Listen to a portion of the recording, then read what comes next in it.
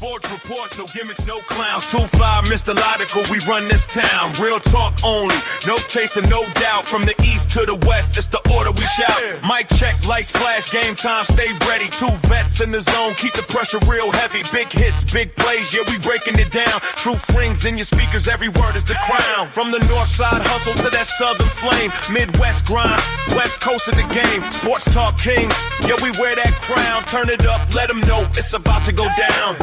Sports reports, no gimmicks, no clowns. 2-5, Mr. Logical, we run this town. Real talk only, no chaser, no doubt. From the east to the west, it's the order we shout.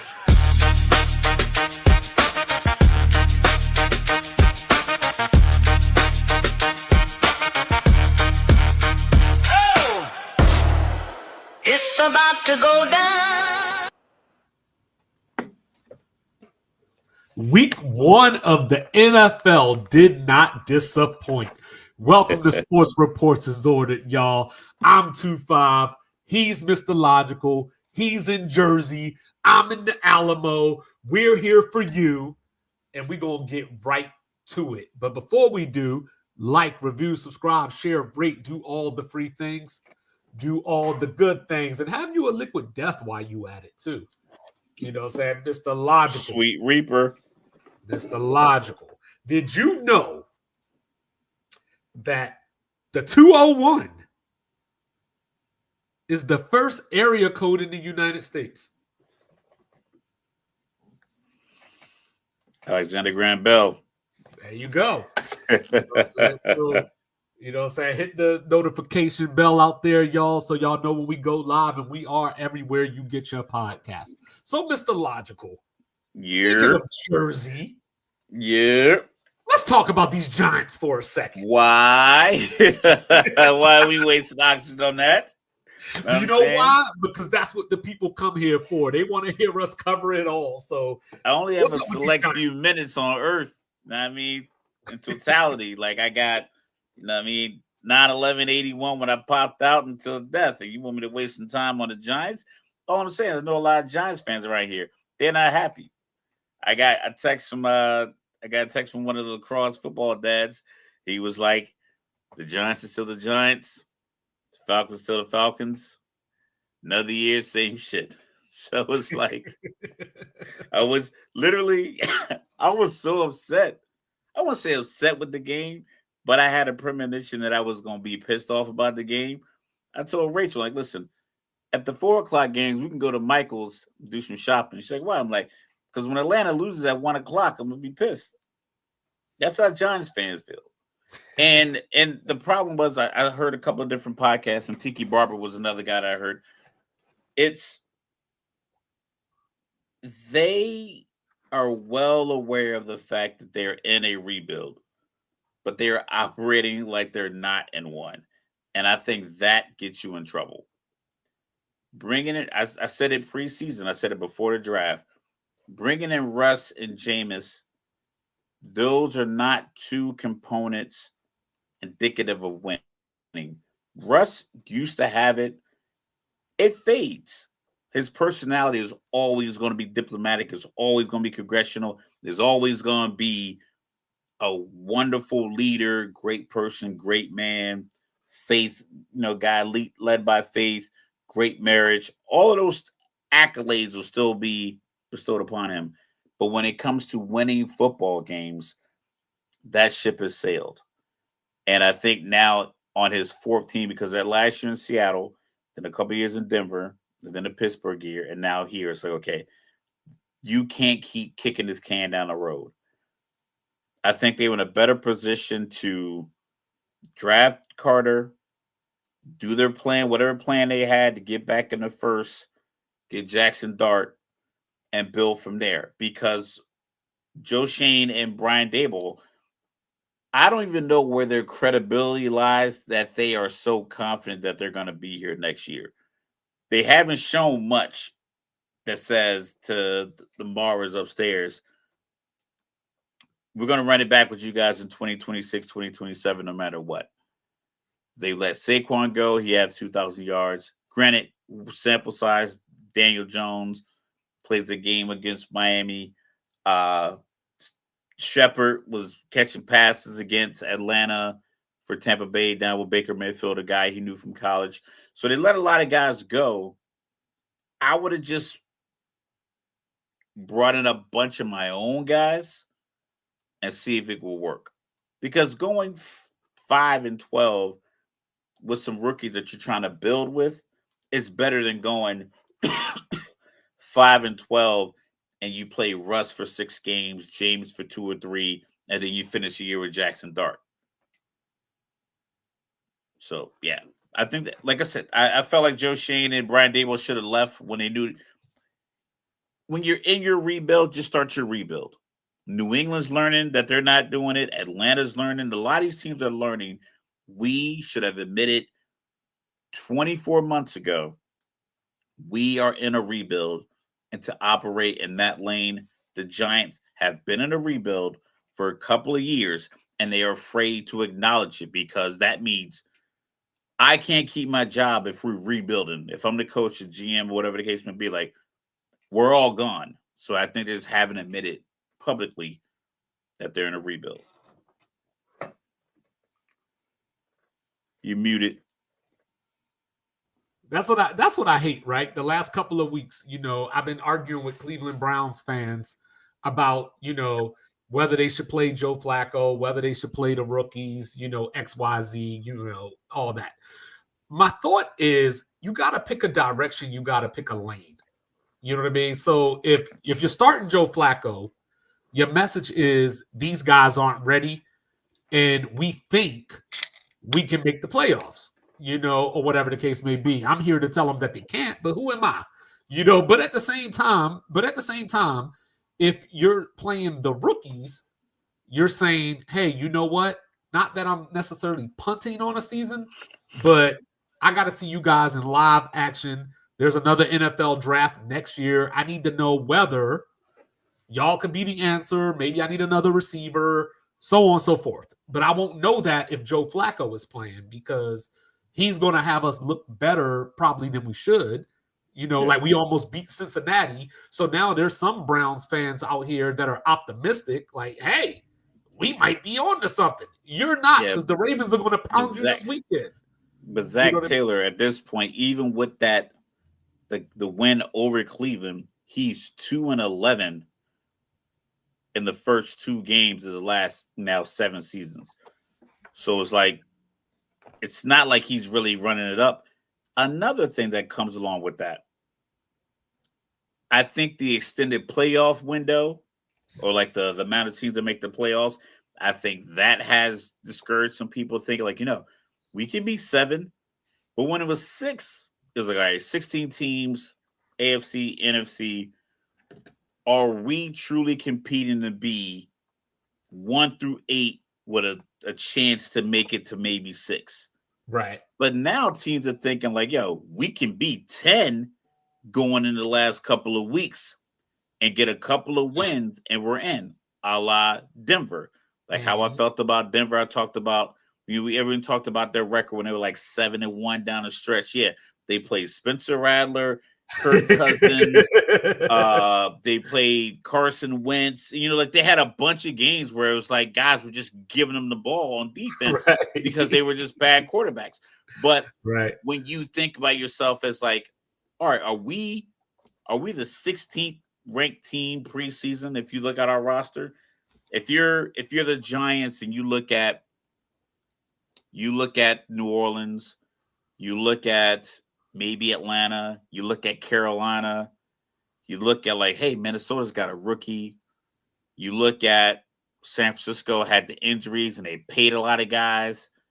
You're like, you know what? I think realistically, Arizona doesn't really seem to be turning the page. I think, we might be 16 right now, but we should get a couple of wins. I think we could be around 10. But you need somebody in the room like Key and Peele with the angry Obama. You need the realistic Dable and Joe Shane is like, yo, we not it, dog. It's not it. So I'd rather just, because if you think about the NFL, it's like a collection of 1,400 players, give or take. They're 1,400 probably the best players of the sport this year. It's probably not 50 or 60 guys at home that can just walk in and take a starting spot. So if you look at the 22 starters per team, that's 600 guys, Right. give or take. Punters, kickers, quarterbacks, defensive ends, whatever. There's probably not a bunch of guys just sitting at home that can just walk into a practice field and take one of these jobs. So you have an elite group of guys, and I understand that. So if you're playing a rookie quarterback, if you have a good scheme, get to 21 points. Tennessee gets to 21 points, they beat Denver. So it's like you don't need Joe Flacco to save your sinking ship. They could have probably decided in the offseason to draft one of these rookie quarterbacks. Apparently, this draft was deeper than we thought because Tyler Shook went third. Hold that thought real quick. Because I got to introduce the one and only. Waffle House. Rezidente. Welcome to the Waffle House, baby. Ready for some grits and bacon. I made it, man. This is I've been waiting on this day my whole life. Like my whole life. People always told me I wouldn't be nothing.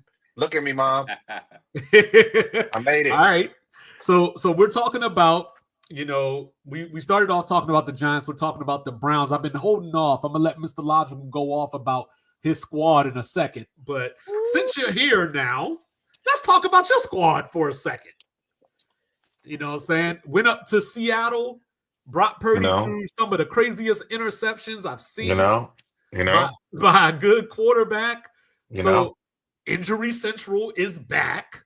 For sure. So what are you looking for from the Niners this week against the Saints? So I just want to sort of, before I do, first of all, thank you guys so much for allowing me the distinct honor to join the best sports podcast in the land. This is not something I'm just saying because I'm on here. I'm not just a fan, a guest on the show. I'm a fan of the show. I'm a fan of both of these gentlemen. Y'all are watching the best sports pod in the world. You will not get this type of analysis on ESPN, Fox Sports, anywhere you look at it. You get the best right here. So shout out to you guys, man. Big fan. I didn't even tell him to say that, and it's still getting clipped. For those who don't, let me switch my hat out so y'all know it's really real. Sorry. There we go. Or I didn't even plan this. I can switch it again. You know what I mean? Like I can do this mad times, you know what I mean? But I am wearing red, so I'm gonna stick with the red. So coming into this season, we came into the season off of Brock Purdy's new contract. He's $53 million man. The question was, will he earn this money? A lot of the critiques that he, faced coming into this year was, how he hold up when everything's not going perfectly. I remember Colin Cowherd specifically saying that if Brock Purdy throws interception in a game, he's guaranteed to lose the game. Well, we actually saw in this game here where he didn't have all pros at all his skill positions. He was actually down Juwan Jennings, George Kittle, Brandon Ayuk, and then I think that's a Juwan Jennings already. Trent Williams got hurt. Trent Williams got hurt in the game. Everything that could have went wrong, that would have went wrong last year, and we would have lost that game. He still came back and won the game. Final drive went 6 for 6 for 68 yards passing with the game-winning touchdown. Passing to a tight end for the record that had 0 NFL catches before that catch. Jake Tongs. So don't tell me that he needs everything to be perfect for him to be a successful QB. The guy definitely is. We have our guy at quarterback now. The question is, how long will he be healthy? Because after that game, he was also added to our injury report, which is, such a Niners thing to happen. But just heading into the Saints game, I'm expecting our defense to be our defense. Our defense, actually, if you watch that game, and I know a lot of people didn't, it's a West Coast game, and I want to say here the Green Bay Packers game was the game of the week on Fox. So we didn't get that game here. So only our Sunday ticket, only Sunday ticketers or streamisters were able to watch, the Niners, play the Seahawks. But the defense played amazing. The only touchdown we actually gave up was on a drive that Fred Warner got hurt on at the start of. And then the Seahawks drove down the field. Fred Warner came back in right before they got to the goal line, and they scored on like a tush push type play from the 1 yard line. But after that, they didn't score another touchdown for the rest of the game. So our defense was our defense. Like Robert Saleh has those guys playing with their like their hair's on fire. I love it just as we expected. Fred Warner is being Fred Warner. Those guys, those rookies who had lots of playtime last year because our entire team fell apart defensively. So we had a lot of rookies got a lot of playtime last year. They all play well. So I expect that against the Saints. If Brock Purdy is Brock Purdy and he can at least come out on the field and not have his arm ripped off like he did in the 2021 playoffs, I think we'll be okay against the Saints. I'm still expecting great things. Now the problem comes in if we have to go to number 2 at quarterback, then everything I just said does not matter.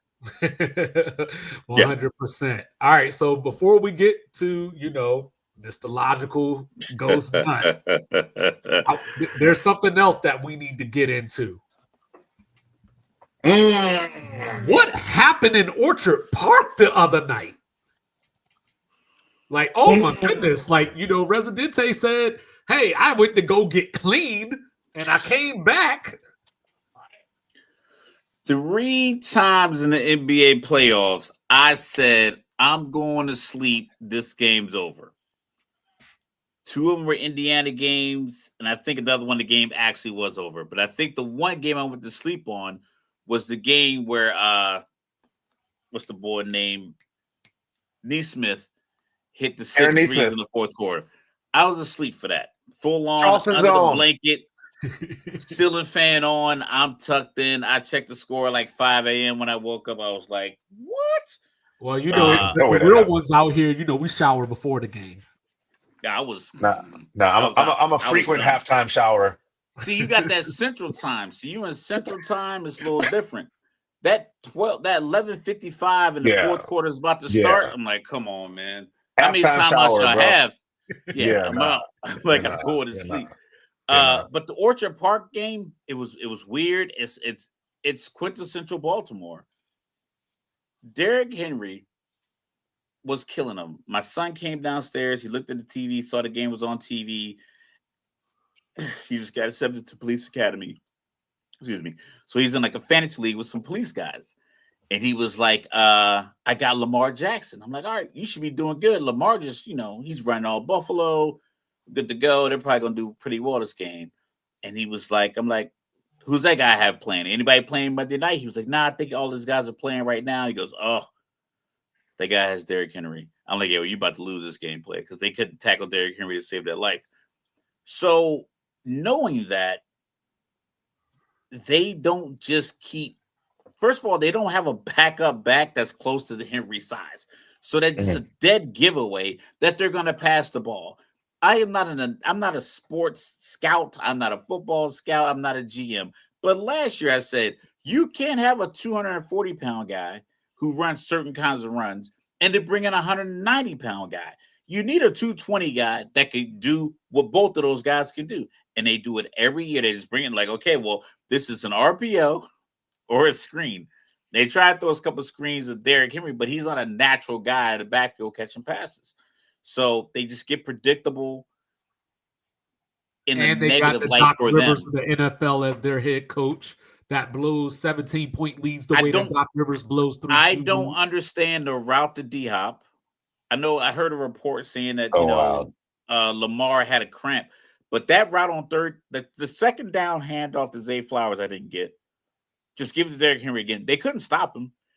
The safety out of Utah, Cole Bishop, shot out to Utah. He slapped him around like a child. Dude, a grown man bounced his whole body off the asphalt off that play up the middle. But yet, because he fumbled one time, I think Derrick Henry lost like 2 fumbles in the last like 3 years.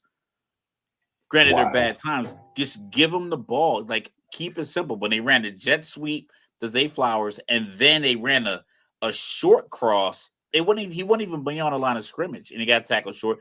And then they didn't go for it on 4th down. Well, from what I had heard, not going for it on 4th down was Lamar's Anthony Richardson moment, because going back to those cramps and everything, allegedly when he went back on the sideline, he kind of gave Harbaugh the like, I ain't got it right now. Started he was guzzling those running backs in there, 2 running backs. Not the Wildcat. To the small one, give it or just snap it directly to Derrick Henry. So here's the hyperbolic question. So we know what Kansas City does to Buffalo. Are we at a point where Buffalo has Baltimore's number? I think Baltimore has Baltimore's number. No one should be able to beat Baltimore the way they get beat, but yet for some reason they blow these leads. It's Baltimore's fault. What you think, Rez? I think sometimes you can outsmart yourself. And also sometimes people just have your number. That's also a thing. Like you said it already, logical.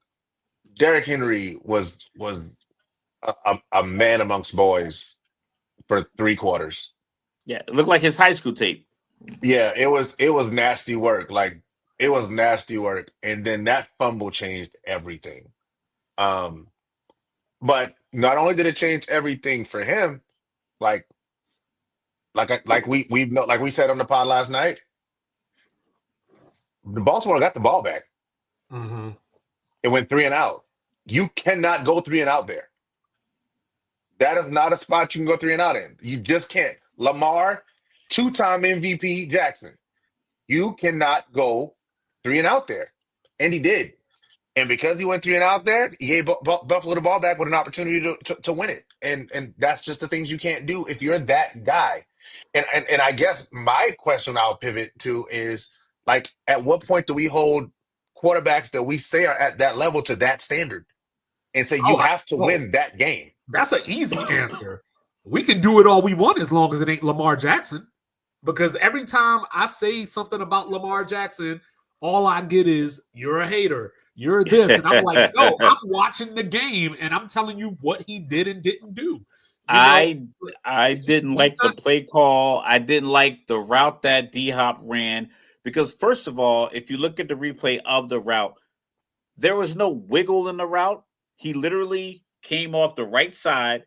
He took 2 steps, and then it wasn't even a slant. It was like a slow, like a deeper drag route instead of like an aggressive drag route straight down the line that pulls a linebacker, maybe pulls a safety down. He just kind of like stepped out, and maybe Lamar was like, I got to get the ball off because I can't scramble because of this cramp or whatever the case may be. But if that's the case, then on second down, you go straight forward with Derrick Henry. 3.5 yards a carry is a first down. Even if it's not pretty, no matter how you can, a terrible running back averages 3.5 yards a carry. Like a guy who won't get extended, a guy who won't get signed, he can get you 3.5 yards a carry up the middle when you need it. Just run Derrick Henry 3 times up the middle, get your 10.5 yards, and it's ball game, 40-38. See, whenever I see stuff like that, it makes me think of USC in Texas. Why wasn't Reggie Bush on the field? That's what I go to. Even with that, they were in a big set with big Lindell White. It wasn't like they were in a big set with little Reggie Bush. They're both on the field. I get it's more effective, but at least the punch they were throwing there is an effective punch. It's like not like they were throwing the uppercut, leaning the wrong way. It was like, okay, we got our big set in there, we got extra tight ends, and we got our big back. We got to get a yard. You just got to win that. But the Baltimore Ravens they gave it to the wide receiver on a jet sweep, knowing that every single person on the field was thinking Lamar's getting this ball. I got to key in on him. And he makes one guy miss, even with the cramp. He's 6'2", 6'3". Fall forward. That's 2.5 yards right there on first down. They wasted Zay Flowers' career night, 7 catches for 143 yards. But this is the stat of all stats. In the fourth quarter of that game, the Buffalo Bills had 264 yards. All right. So you heard that, right? Mm-hmm. In that fourth quarter, Josh Allen had 269 yards. How? Like, how does that work? Listen, when you play with skill, good luck. What happened? The touchdown pass to Keon Coleman was a bit of luck. Yeah, it was. It happened. It happened Saturday afternoon in my son's high school game, where like our tight end slipped, jumped up, tried to catch the ball, got tipped. The wide receiver caught it. He ended up getting interviewed at the end of the game. So sometimes that stuff happens. But the things that Baltimore can control, we talked about it. This is kind of like you said, we talked like this was a thing that kind of sparked the show. the conversation we had about going for it on fourth down when Baltimore was at the inside the It was 4 Baltimore and 2 yard. Buffalo. How about that? Baltimore and Buffalo. It's like, I don't mind going for it. Just go for it. Like Terry Bradshaw said, when you go to the big dance, you dance with who brung you. The power running game has brought Baltimore from Cleveland to Baltimore, Maryland, and to multiple Super Bowls, playing tough defense up front. They have never been a flashy, deep threat, wide receiver, 35 passes a game kind of team. When it boils down to it, it's what do you do up front defensively and what do you do up front offensively? And every single time it gets in the crunch time, they forget it every single year. It blows my mind. They're not the only team that forgets how to play football, but we'll talk about the other team later. Yeah, we're going to talk about it. But shout out to Derrick Henry. He tied Jim Brown, sixth. Or he passed Jim Brown to end up sixth on the career touchdown list. He tied Jim Brown's record of 13 games with 150 rushing yards and 2 touchdowns. Who keeps those stats? But anyway, as we move forward, you know what I mean? So am I crazy to think that the Browns are about to walk into a demolition with Baltimore and that Buffalo is primed to get picked off by the Jets just based off the result of this game? I mean, they did give up 40 points. I think we kind of forget that in a win. Like I talk about when Greg Popovich talks about, sometimes you want to miss that last second shot. That way you have something to talk about. Like I said, I reference my son's football team all the time. They won their game Saturday 35-0. But there was one drive where they had 55 yards and penalties. They ended up getting an interception on it, and that looks good on film. And I was talking to one of the dads. I was like, you know what? I would play that drive, but not play the interception in film. That's the only drive I play. All the penalties. I play the penalties that they got them all the way down the field. And then I wouldn't play the interception, and we would just go out to practice. I wouldn't even show the interception because you won 35-0, but you gave up 55 yards in penalties, bonehead penalties on one drive. That's the only way they even got to the 20. And like I said, the zone just squeezed in, got the pick. So they gave up 40 points. They couldn't handle the run. Like I said, shout out to the safeties. They couldn't tackle in open field. But not. They couldn't. Like Derrick Henry, when he hit the hole, and I was like, he's gone. It looked like college. It looked like NCAA the way he was just outrunning guys on the sideline. So they have some holes to fill. I think the Keon Coleman, Josh Allen relationship is growing, but it seems like it has to be chaos for that to work. And I don't think you're going to be able to be in shootouts with the top teams in the AFC. So if Cincinnati comes online, if the Chargers are who you say they are, Kansas City, Baltimore for a second go around if they meet in the playoffs, I don't think you can win 38-35, 40-35, 40-37. Like, you're going to have to be able to win the matchup up front, and they were completely beat, except for that last drive where Baltimore ran outside and then Buffalo's too slow and too small. You know what I mean? Rez, do you remember? I don't know if you were actually on the hot box last night when I revealed who I had playing in the Super Bowl. Were you? Yeah, I wrote it down. You said Okay, yeah, you did. So I I picked the. Hold on, don't step on me now. Hold on, it's coming. You asked me a you question. know, so I know. I'm just asking if you remembered. Just asking if you remembered. So I picked the Buffalo Bills to win the Super Bowl, and who did I pick them to beat? I picked them to beat the Lion Tamers. The Lion Tamers. So I see what you did there. What the hell happened to the Lions yesterday? So I'm going to say this, and then I'm going to say that. The Lions lost their offensive and defensive coordinator. That's a big deal.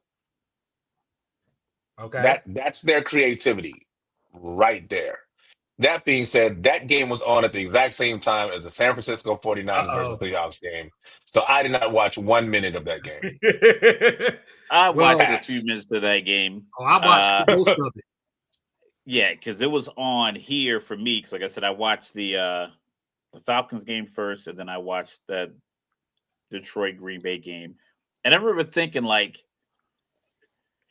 I should stop just picking against Mike when we do these weekly games. I should just like, know what, Mike? Everything you said is coming to fruition because I was watching the Well, no, I got defense. the Jets wrong. Well, I mean, it was 34-32. And Jalen Game could have went Ramsey either way. celebrating, and Jalen Ramsey celebrating like they didn't give up What a 32. weird. Cut it out. But back LA. I mean Green Bay and He was Detroit. happy he finally hit somebody. Yeah, Detroit just looked like they were expecting their big play guys just to be available to make big plays. Mhm. I felt like a couple of plays, like Jahmyr Gibbs, it was a couple of times he got outside and got like 8 or 9 yards on a run. I was like, I don't know how he did that. Penei Sewell was completely schooled or whatever it is when Michael Parsons won those games for like 30 plays. He was beating Penei Sewell anytime he got an opportunity. So that felt like a bit of a cheat code because it was a few drives where Micah just was on the sideline, just chilling. And the Green Bay defensive front was getting after that well effectively.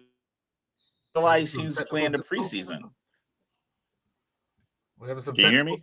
No, we can hear you. I don't know if it was You hopping into the matrix, like you getting that slow like motion. Yeah, so you know, like you.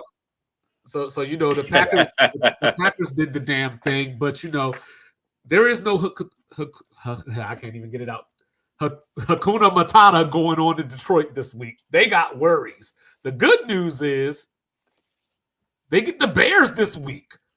Monday Night Football. This was an all-time dramatic game. We went from J.J. McCarthy doesn't belong in the NFL to, hey, he got the clutch gene. All in a matter of minutes. Can I have the ball real quick? Go for it. You got it. All right, so this was the game I got in the shower on. 2-5. So the score was 17-6. J.J. McCarthy looks like J.J. McCarthy did in the national championship, in which he completed 7 passes the entire game. And I was like, this guy is not going to be a good NFL quarterback. I literally messaged, hey, J.J. McCarthy looks exactly like J.J. McCarthy looked in college, and proceeded to go to the shower. I came back from the shower, and the Vikings are up 10 points. I've never seen that happen. So, a few stats. 1, J.J. McCarthy was the first quarterbacks in 1985 to engineer a comeback from 10-point fourth quarter deficit in his first start in the NFL. 2, he's the first rookie since Cam Newton to register 2 passing TDs and a rushing TD in his debut. 3, he's the first QB ever to account for 3 fourth quarter touchdowns in his debut, powering Minnesota's 24-27 win over Chicago. Dude had a rock star fourth quarter. He did. I in no planet expect that to happen again, but I didn't expect it to happen the first time. So kudos to J.J. McCarthy. Yeah, and Chicago got to fire their special teams coach like now. Like, I've never seen a team so bad on special teams. Oh, Even if did you watch the San Francisco 49ers? No, but I'm talking about like game 1 of the season, though. Like, that was in the playoffs, and there was a dude that just messed up a lot. You know what I mean? But the Bears did it every way. They were giving up big punt returns. They got a punt blocked. You know, like they did it all. They kicked the ball deep and not out of the end zone, so the guy could run it out so they could save the 2-minute warning. The problem with Chicago, and like I said, I don't think Caleb Williams is a bust. I just believe that some people and some players in the league are football players, and football players find ways to make plays. Other guys are just good at the sport of football. Shout out to Cam Ward.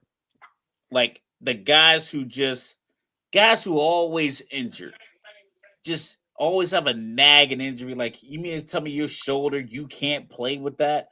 There's guys, Champ Bailey played 17 years with that shoulder brace and still was making tackles on Steven Jackson coming out of the backfield if they had to play against the Rams.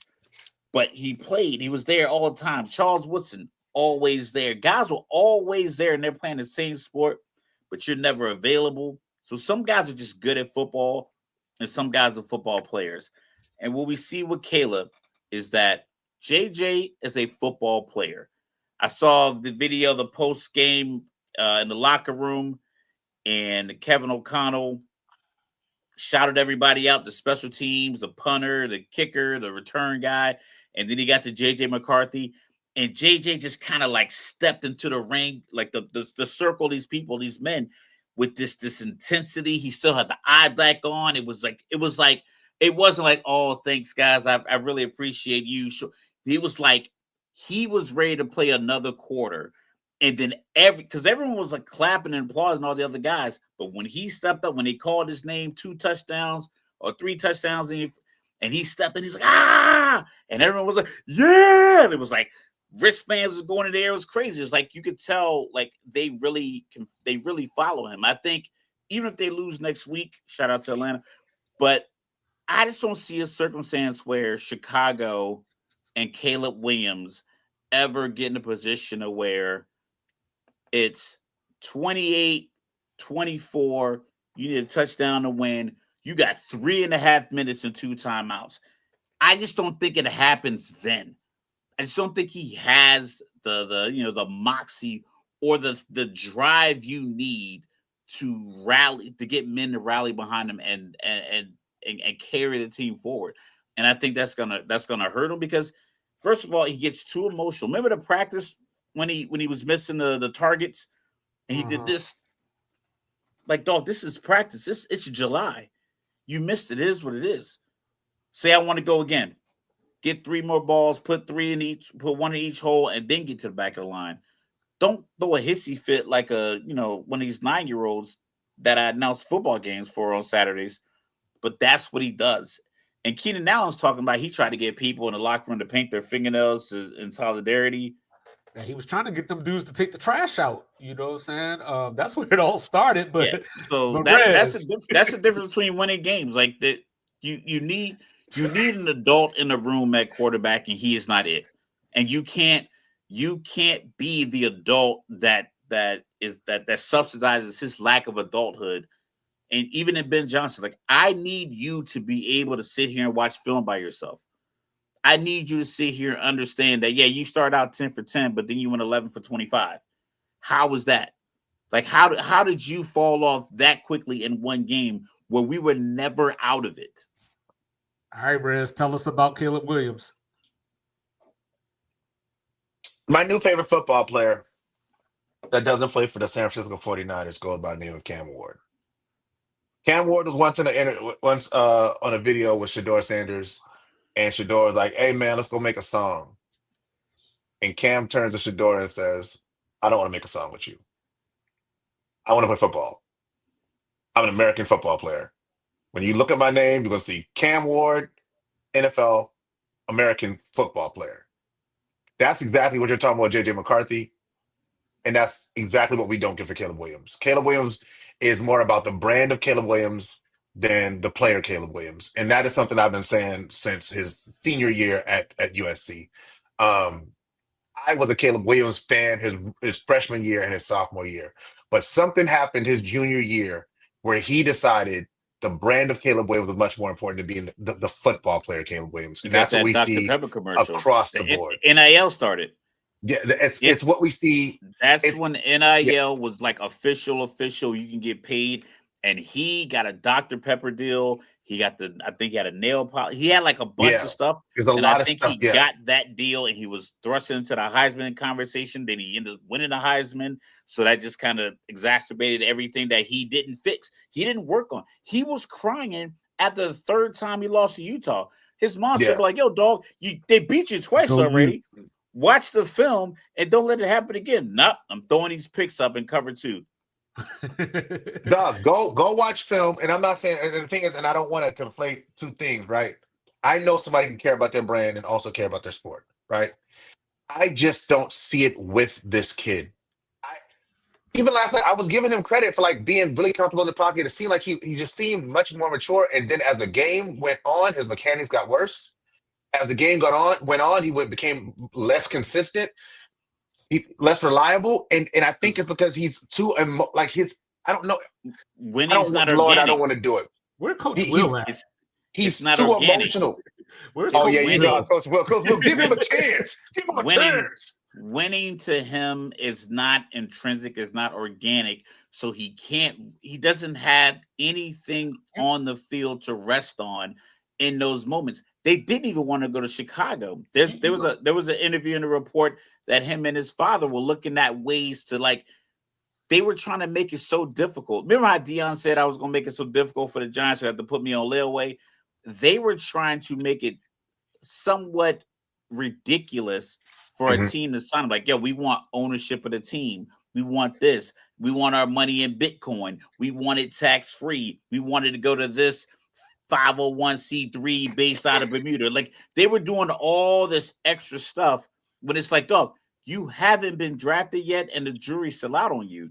But there was reports that he actually him and his father said they didn't even want to go to Chicago until they met with people in Chicago and they felt like, I can be the savior for these people. Not like, you know what, I think I can thrive here. I think I can be an asset here. It was like, these people need me. It was never about what can I do for the sport of football. You know what pisses me off about Caleb Williams?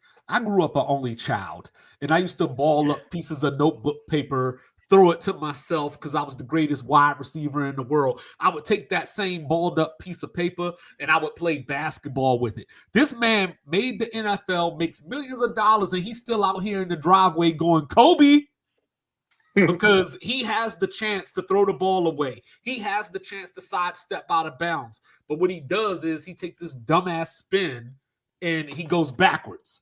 And he does all these things as if I'm trying to make the big play every time I have the ball. I need to be spectacular. And the thing is, and honestly, and Mike and I were talking before the show about, okay, how do we spread the podcast? What do we have to do? I'm like, we'll need this, we'll do this, we'll do that, we'll have this meeting.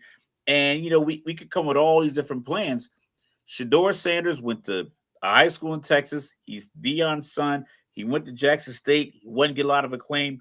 Those for 500 yards his first game at Colorado. They go 4-8 that year. His buzz still was crazy. Legendary. And then they go 9-4 the following year.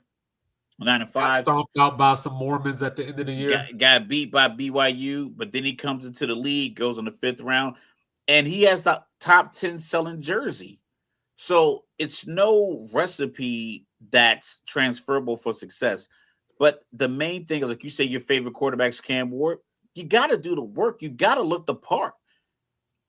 And like I said, we're going to talk about Atlanta and what the praise they had for Emeka Egbuka is like, you got to do the work. And I don't think Caleb does the work because even when CJ Stroud told him last year, stop taking all those hits, that was like week 3, week 4. Mm-hmm.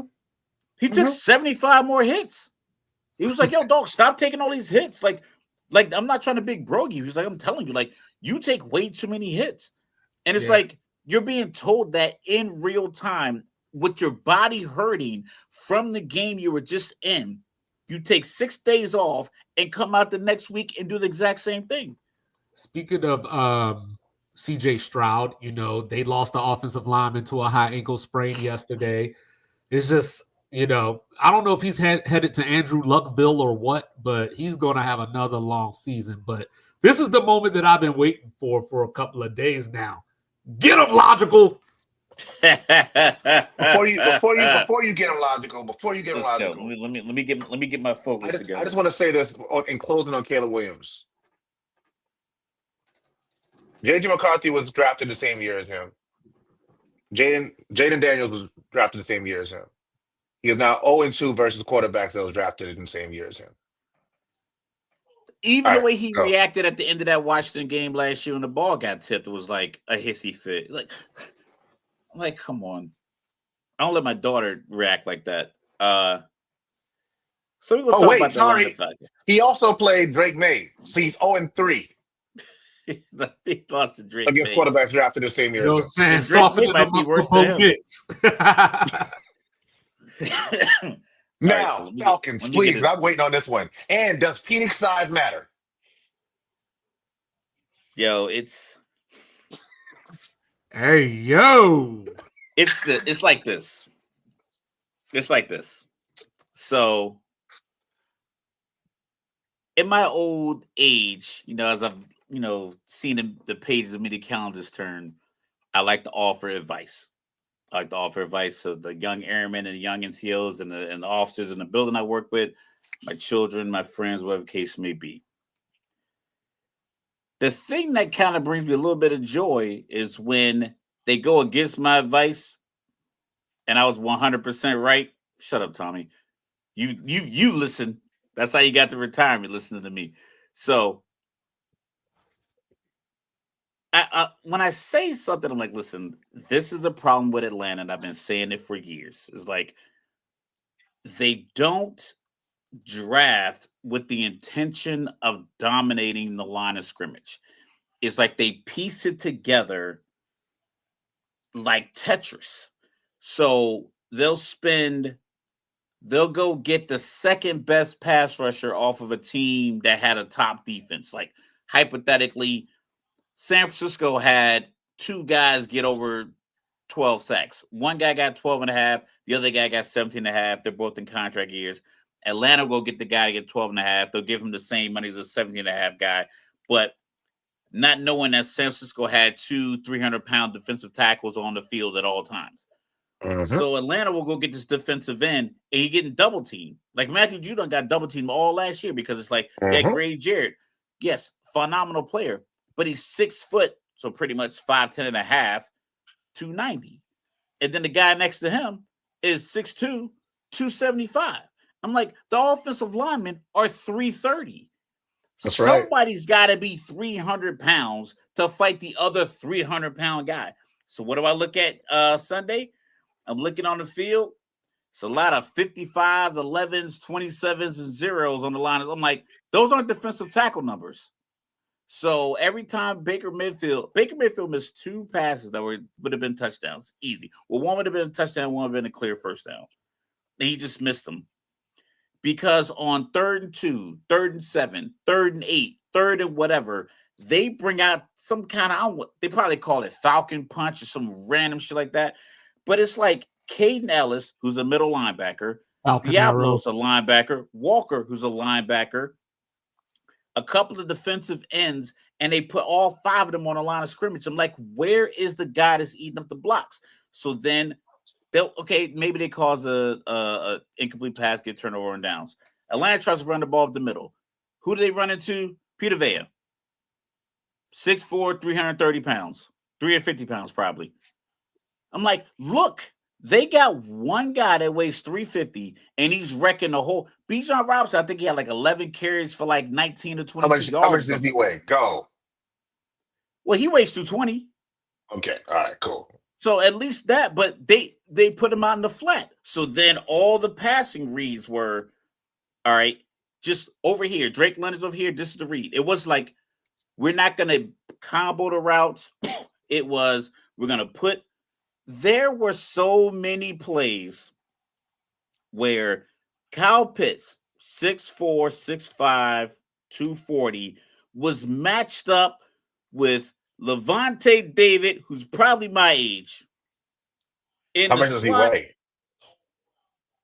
Not enough to deal with Kyle Pitts in space. Okay, all right. I don't know if we know this. They didn't call the plays. Hey, Kyle Pitts made an appearance yesterday. Yeah, of course. But think about it. He was being man-to-man up with a linebacker and never checked to it. It literally, he was man. I'm like, okay. They got him like crouched down. For what? I see 54 lined up across from 8 in the red zone. You throwing slants to 6'5" Drake London. Throw it up. If it's incomplete, it's whatever. But it's like, I like my 6'5" basketball player's chances better when the ball is up here, when the defender is 5'11". Like, throw the ball up. And they throw slants. And then luckily Penix got the touchdown. But it was like every single year I'm watching this team do the exact same thing. Whoever this dude who had a coffee with McVay, who calls himself offensive coordinator, just send him back to LA because you're doing the same shit Arthur Miller was doing.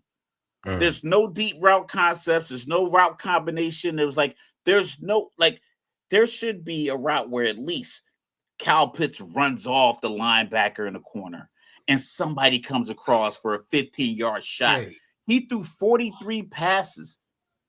The Falcons I don't did think one any of thing them went past 15 yards. It was appalling because, okay, hold on. I'm not even done. This happened 10 times. They ran a wham block concept either direction, 4th and 1, 4th and 2, 3rd and 1, 3rd and 2, about 10 times, where they will ring Warner across, number 89, the tight end. They do all this motion. Kyle Pitts here, Drake London here, Michael Penix doing a handstand, all this shit. And then 3 seconds left from the play clock, they move this guy in motion, and Peter Vea was like, all right, cool, the ball's going that way. Let me blow this up. 4th down, 3rd down, 4th down. They did it every single time. And the goal line is like, yo, the wham block is not working. How can I see that from my couch in Jersey? I was 3 beers deep. I think I had an old-fashioned and a vodka cranberry. And I'm like, how am I leaning?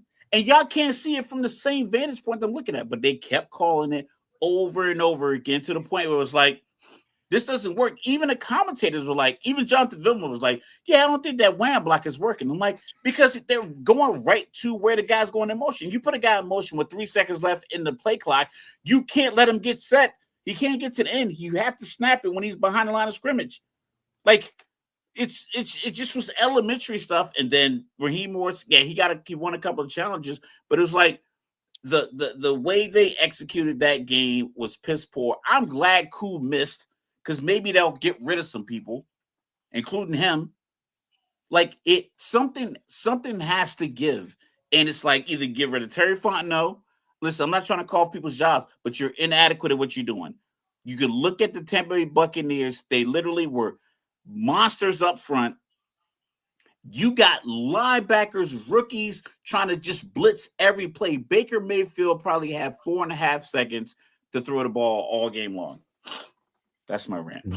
Dude threw the ball 32 times and got 167 yards. You should be arrested for that. He was off. He was off. He was off, but he wasn't off because of the pressure in the pocket. I think he just was off just because he was. I don't know if he was forcing it. Y'all he defense probably is really thought good. he was like, yo, I should get more pressure. I got to give rid of this ball. It was a lot of times he threw that ball, and he had 2 more seconds left. Yeah. I'm just saying. Like, I think. I mean, y'all lost the game, and that sucks. You know what I mean? Like, it sucks that y'all lose the game. You never want to lose a game like that. And also coming from a team that has an awful kicker that, thank God, we cut today. Like, a kicker like can blow everything for you, but I think y'all saw some really good things too. You saw that you got a real quarterback there, man. Phoenix ain't no joke. Like I thought he'd be pretty good coming in. This is his 2nd year, his 1st year starting the season as a starter. 27 for 42, 298 with a touchdown and a rushing touchdown. Like, that's not to sneeze at. No interceptions. I was waiting for Mr. Logical to shout out my guys. 3 passes went off a defender's hands. McCullum dropped 2. Mm-hmm. Somebody else dropped another one. Mm-hmm. The play calling. Okay, the reason he was 27 for 42 because the pass he threw to Bijan Robinson was a 50-yard touchdown. So he threw a slant. So they got the ball to the 35-yard line. Mm-hmm. I think they had a run play. He threw a slant to him. He threw another pass to him, and then he threw the 50-yard pass. He threw the pass in the flat, and Bijan ran it for 50 yards. So that was 7 points with 13 minutes left in the first quarter. Mm-hmm.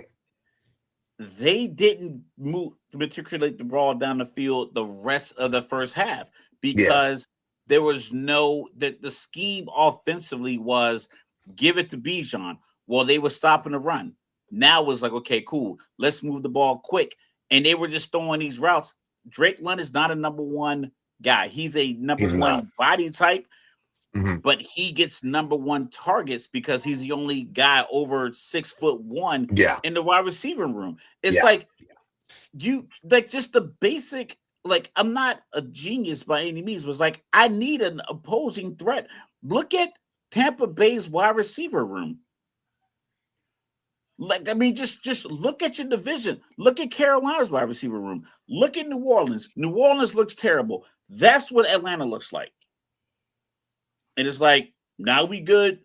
We got this dude on the bench getting $97 million is of no use. He can't play safety. He can't play wide receiver. He is just a statue of a quarterback, just getting this check, wasted money. It just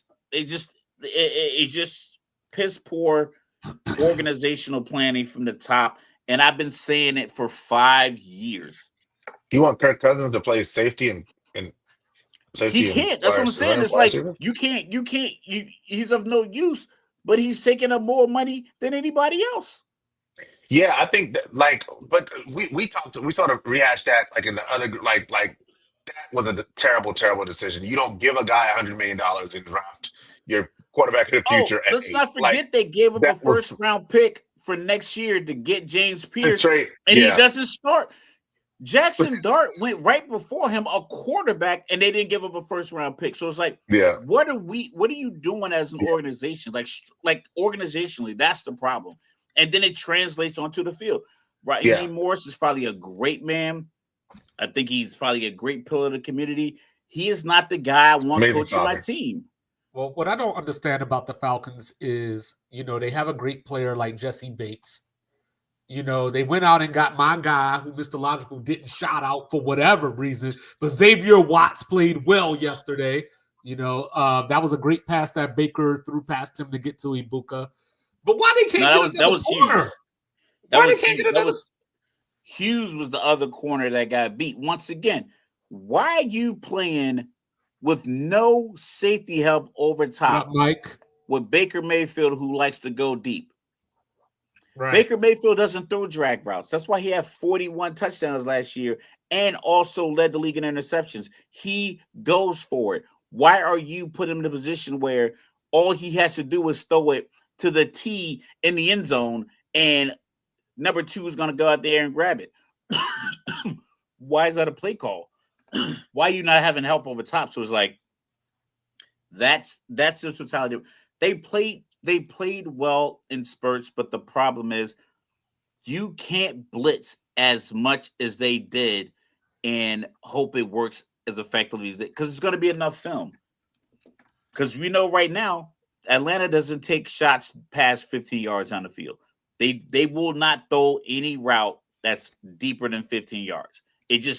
No deep posts, no deep outs, nothing. There was no play action deep. Everything was play action short.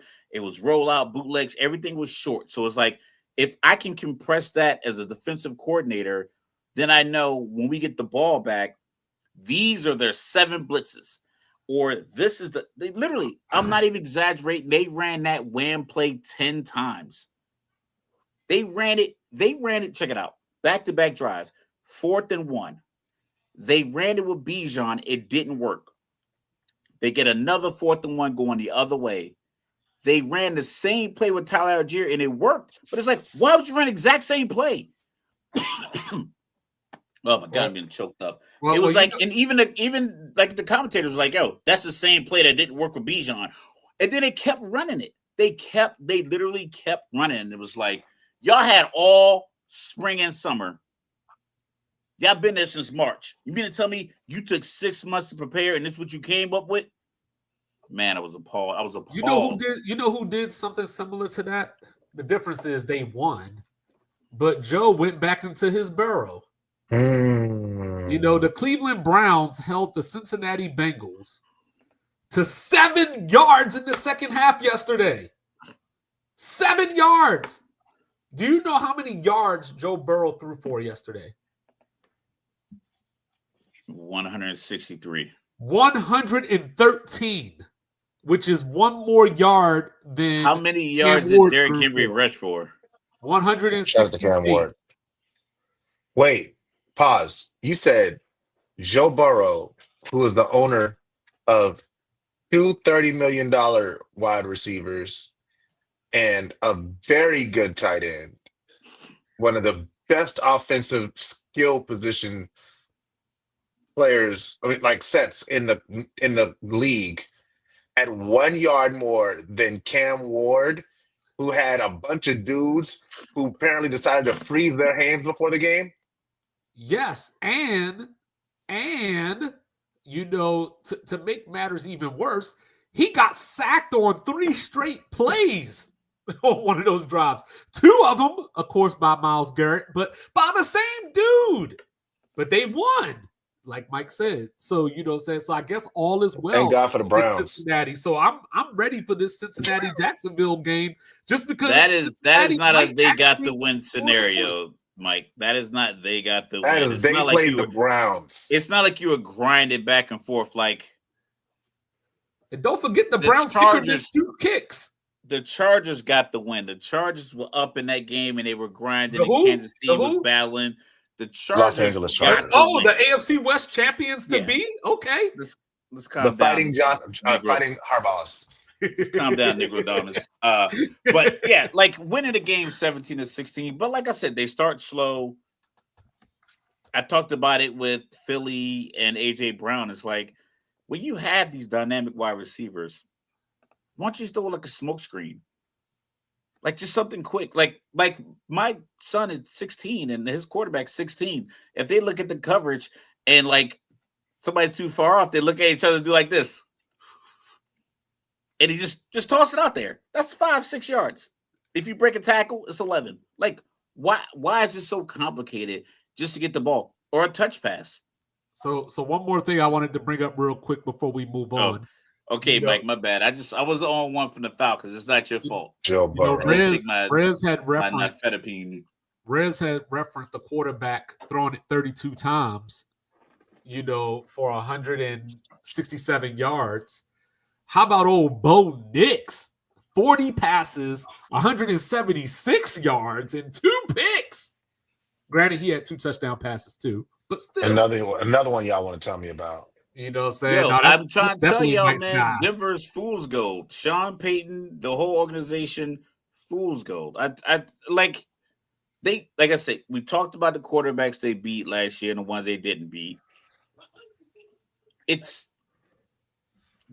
We're gonna see like all these people who are out here, or like the people who are picking Denver to win the AFC West, cut it out. So before we transition here, is there anything else about NFL Week 1 that stands out to you guys that needs some mentioning besides Jets?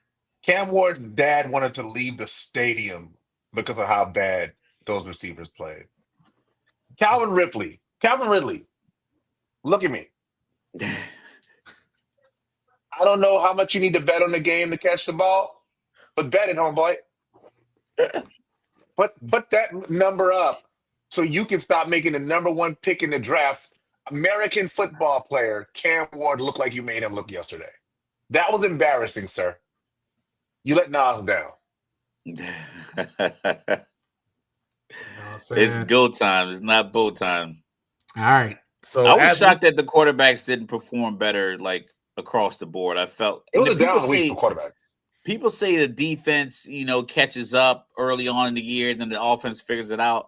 I just figure with the amount of time you have with the quarterback, game planning, your draft picks, all the pieces you can put in, those scripted first 15 plays should have been etched in stone. Like this was definitely gonna work, and we're gonna go out here and score opening drive touchdowns off of these plays. It's just like I said, I know the defense does their part, and like I know I was shitting on Atlanta's defense. I just don't think it's sustainable because you can't send 5 and 6 guys multiple times in a game or multiple times in a drive and expect to be successful considering your offense isn't dynamic enough to push the ball down the field. Even though it should be. So, on Mr. Logical's birthday in a couple of days, I get to watch my team play the Doors. So, Thursday night football, quick thoughts. Commanders at Packers. What you guys thinking? I got Packers. I got the Packers too, but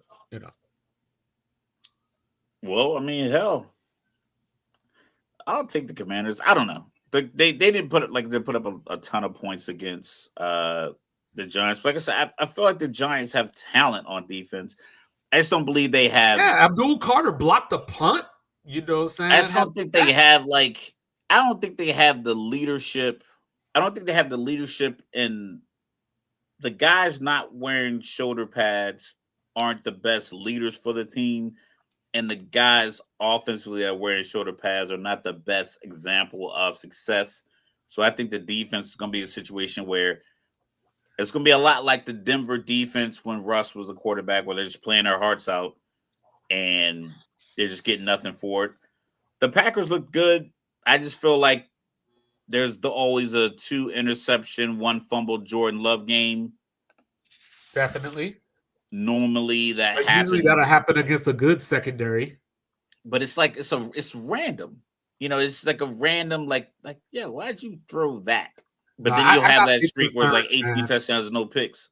I got big concerns. That offensive line. Hey, yeah, Abdul Carter literally ran past for the last 3 to 5 years. All I've been saying is offensive line, corners. That's all I want. Don't draft no linebackers. Don't draft no defensive.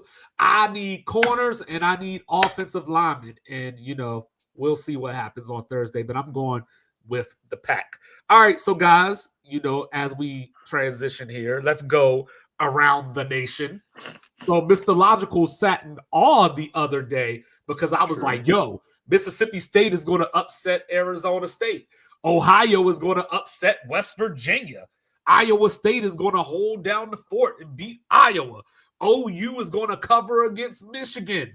And Mr. Logical was like, how you know all that? And I was just like, cuz, man, this is what I do. But as we sit here and look at this, what I saw the other day was Michigan paid a guy $10 million. And then they went into Gaylord Memorial Stadium and they said, I don't trust you. You're too young. Did he get 10 million? That was the rumored number. Was but it 10? Damn, I thought it was close to like 4 to 6. So I've been waiting, right? Because Red's been up in here talking about Penix size.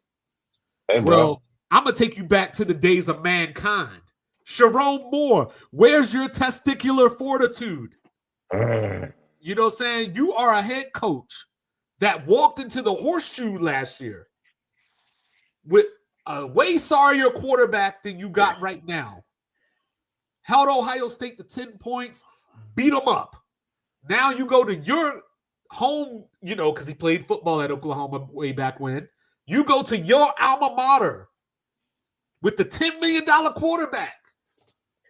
And you said, nah, man, let me throw a couple of screens. He went 9 for 24, and I won't even blame him. It was the play calling. It was, yes, Mike, it was the clock management. Now Justice Haynes, transfer from Bama, running back, that guy looked like he running for the Heisman. You know what I'm saying? But John Mateer was the difference in this game. And you know what John Mateer is? He's what Bryce Underwood is probably going to be in 2 years. A transfer? A transfer to another school, another mercenary? Let him be that now. So, hey, guys, but my favorite part of Saturday. What was your favorite part of Saturday? The South Florida Bulls walking into the swamp. Walking into the swamp. Ruined my SEC surprise. Mr. Logical's SEC champion, if I remember correctly. Or did you pick South Carolina? Okay, South Carolina. DJ Lagway. It was South Carolina over Florida, but yeah. So look, yeah, I don't have a South Carolina hat in here. Sorry, but go South Carolina. But you remember, Mr. Logical, when we did our previews throughout this offseason, I talked about Mario Cristobal down at Miami, and I was like, "Yo, that dude just finds a way to lose the game with the talent, clock management, so on and so forth." Right. So Florida got the ball with about 2:18-ish left. And they were throwing the ball with the lead. South Florida got it with 1:52 left.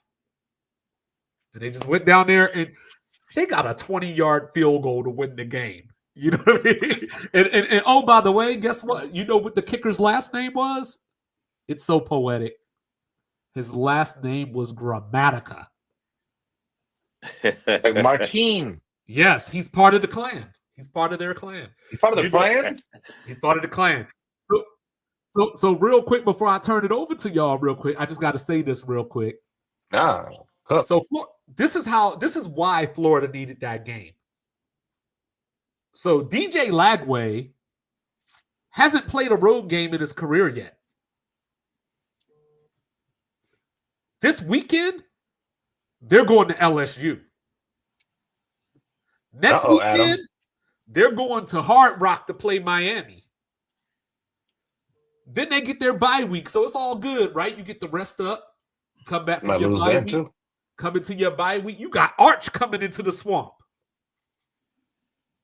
So not only do you get beat up by Texas after you play Texas, the next week you go to College Station to play A&M. So you gonna get your ass whooping Texas style times two. The AD had to put a letter out to protect the coach. That's never a good sign. It's never a good sign. Like I said, sometimes teams ignore when they're in a rebuild. I thought Florida was like, you know what? Turn the corner.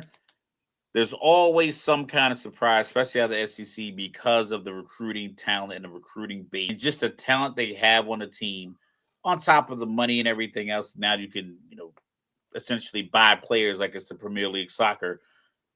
I thought that this would be the surprise. I'm still holding on for South Carolina to be my surprise. I'm pretty sure I'm not sure what the percentage is of pundits picking them to win the SEC, but I'm still right with Florida. I mean, there's only one loss. You never know. They can hit a groove and run it off. But if they don't, then it's like, okay, well, my surprise didn't work out. My sneaky number 2 SEC team didn't work out, and that's unfortunate. But I think for Florida, at least you'll probably get a clean slate. I don't know what the buyout is for Napier, but I'm pretty sure they'll rally up those funds. Rez. All right. So check that. So then of course we had the border war. Saying Kansas and Mizzou. This was a wild game. So Missouri's quarterback, Bo Pribula, 344 yards, right? Missouri's 2 running backs combined, 38 rushes, 255 yards. They outgained Kansas by 300 yards. And somehow it was tied at halftime. But my favorite part of the game, I don't know if y'all saw this. I shared it on TikTok, but I don't know if y'all saw this. You know how they bring the fans out, kick the field goal or whatever, win some money? So they brought the guy out, $2,500. So he comes out onto the field, lines up for the field goal, lifts his shirt. And under his shirt, he's wearing a F Kansas shirt. And instead of kicking the field goal, he kicked the ball to their sideline. This is what the border war is about. Some things are more important than money. That's, I'm not going to front, that's kind of genius. That's kind of genius. That is awesome, man. That is awesome. Iowa, they're back to Iowa. They brought in this quarterback from South Dakota State. I was excited too. 83 yards, 16-13 final score there. But Rez, did I see clearly, or were the Clemson Tigers down 16-0 to Troy? Yo, I don't understand what's happening this year in Clemson. I don't even care that we came back and won that game. I was just confounded as to what the heck was going on in that first quarter. Like, that was apparently number 20 for Troy is the greatest running back of all time. Like, he just stepped into his greatness in Memorial Stadium. It was they could not stop that guy. He's probably going to play for Clemson next year. He probably is going to play for Clemson. Yeah. He will not be in Troy again next year. He will not. I bet you this. I will bet you everything in my bank account. He will not play for Troy next year. Everything I got. I bet this house I'm living in, he will not be in Troy next year. He got so much NIL money lined up for him already. Hey, we're going to put you behind a real line and let you run next year. What year is that guy? Is he if he's not a senior? Tay Meadows. Yeah, that was junior. He's a junior. Oh, he'll be in the NFL next year. From Roanoke, Alabama. So to answer your question, Riz, I know exactly what's happening down in Clemson. What's up?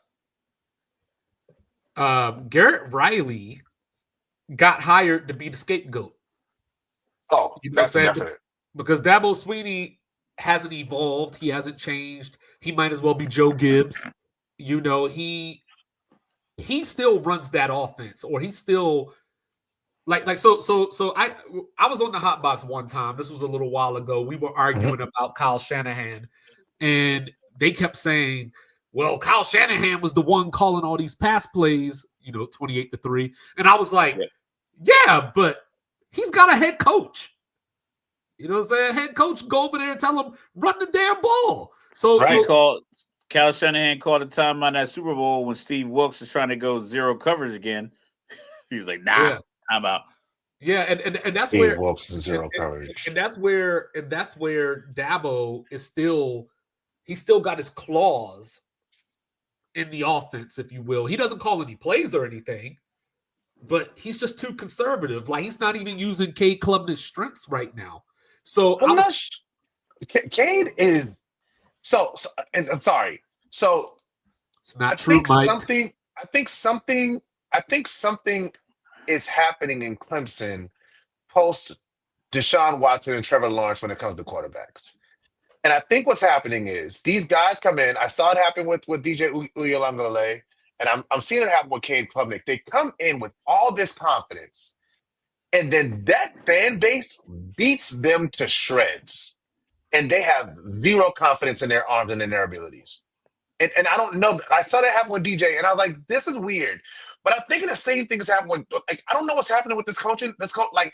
They play, DJ would not throw the ball. He would not throw the ball. So if he did the first read, he was running. But that's play calling. Cade Klubnik was your number one dual threat quarterback coming out 2022. Just call a simple RPO where you keep it and you just jog your way to 11 yards and get out of bounds. These dudes, get a first first down, the first read. No, but that's the thing. That's get the crowd going. Go through your reads. There's a second option and a third option. I'm just saying, hey, just get them flowing in the game. Lamar Jackson does this a lot, where it's you know what? Let me go ahead and let me put pressure on the defense real quick. I'm going to keep this on this RPO. I'm going to jog this out, and I'm going to slide down at 12 yards. So now, the next two times I do that, you linebackers have to hold for at least a split second, and I can whip it out to Zay Flowers, or I get this pass over to D-Hop. But it's coaches whip it out. It's coaches, and I don't know if it's just because the position they're in, you can't have somebody else on the staff kind of telling you where you're making mistakes in real time, because in the post-game evaluation is going to be, why am I hiring you to call plays if every time I look up, Rez is telling you, so-and-so is getting tired, or we haven't run this play in a while. Why do I have you calling plays? And I think stay from over here. I think the ego blocks people away, because it's when you see a game. Okay, we talk about the Michigan game. Just go back real quick. Bryce Underwood is 6'5", 230, fast. He had 3 rushes. Why is it just not straight up line up from shotgun, put your best blocking back to his right, snap the ball, and just literally body just right. Look at John Mateer. Just look at John Mateer and say, you know what? Do what he doing. At a minimum, because now you got a big quarterback making a freshman or sophomore cornerback make a decision in space. He misses that tackle. College football pursuit angles are terrible. The hashes are so far out. The guy on the other side, he can't get across the field and tackle your dual threat quarterback. Get him 30 or 40 yards and get out of bounds. I don't know. I just think it's. I agree.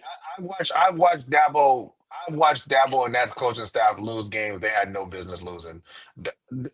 Like that Troy, like that the FSU Clemson game I was at. Like they had no business losing that game. That play calling cost them that game. But I digress. I don't stay there too long. But I mean, just to go back to the original point, like the Troy game, that never should have happened. Clemson won it, but they probably shouldn't have won it. And we're going to see this happen again. This is going to be a recurring theme this year with Clemson. I don't know Clemson. Dabo came out and said, "Oh, Clemson's going to be the first team to go 19-0." Never going to happen. I mean, because you lost to LSU, but South Carolina's coming, and there's going to be a couple other ACC games. Going to be problems. yeah, I'm not accepting any of that. Keon Coleman was the reason Clemson lost that game. But anyway, not at all. Not at all. Not at all. Not at all. Not at all. No, if you go back to that fourth quarter. Go back to the fourth quarter. No, I remember that the ball with a minute and decided to kneel on the ball. Well, don't forget about the fumble hit, the fumble recovery. Anyway, so with that being said, the odds makers confused me, right? Because you remember, Raph, we did our ACC preview, and I said September 13th, Clemson is going down to Georgia Tech, and of course that was predicated on Clemson beating LSU. But after this performance, so I saw the spread, right? It was 6.5. Somehow today it dropped down to 3.5.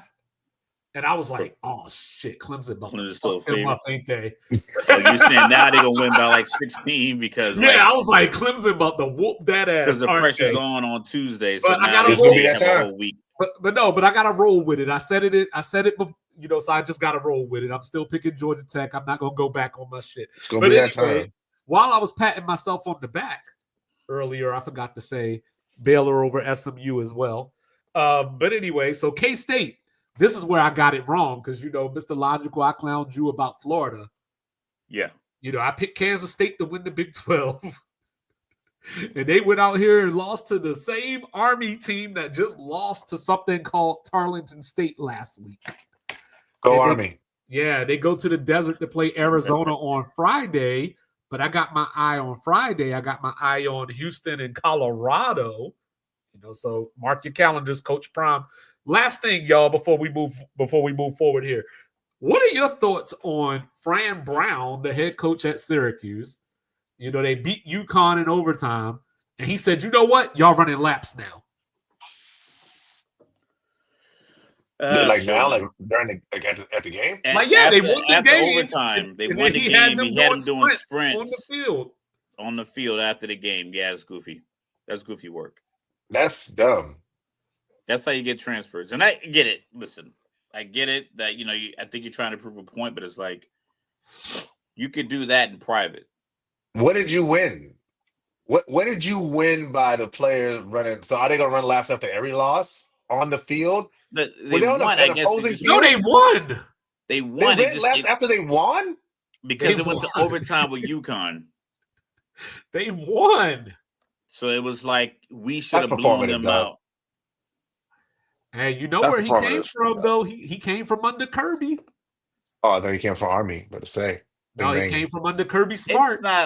It's not old school. It's performative, man. It's performative. It's showmanship. It's like, I'm in charge here. You're going to do, because he was the one that said, I'm not paying $2 million for a wide receiver. It's like, you're the head coach. It's clear who, the hierarchy of the team is. You don't have to act like you're in charge. Just be in charge. You think he got talked to after that? You think somebody pulled and talked to him? The talking to was going to come in when these guys pull out and transfer, and you're going to have guys. And I get it. People say, "Oh, these kids are soft," and so forth. But it's like, we've already played the whole game. We we eked it out. You can get them at practice where they have more time, but instead, you just did it to embarrass them. Right. That's not coaching. Because you're not proving. Yeah, you just did it to embarrass them. It's like, listen, I'm so disappointed in your effort. I'm going to embarrass you. So now it gets posted to Twitter that you're running laps after a win. That's something that you do when they're 11. Right. Hey, Mike. Right.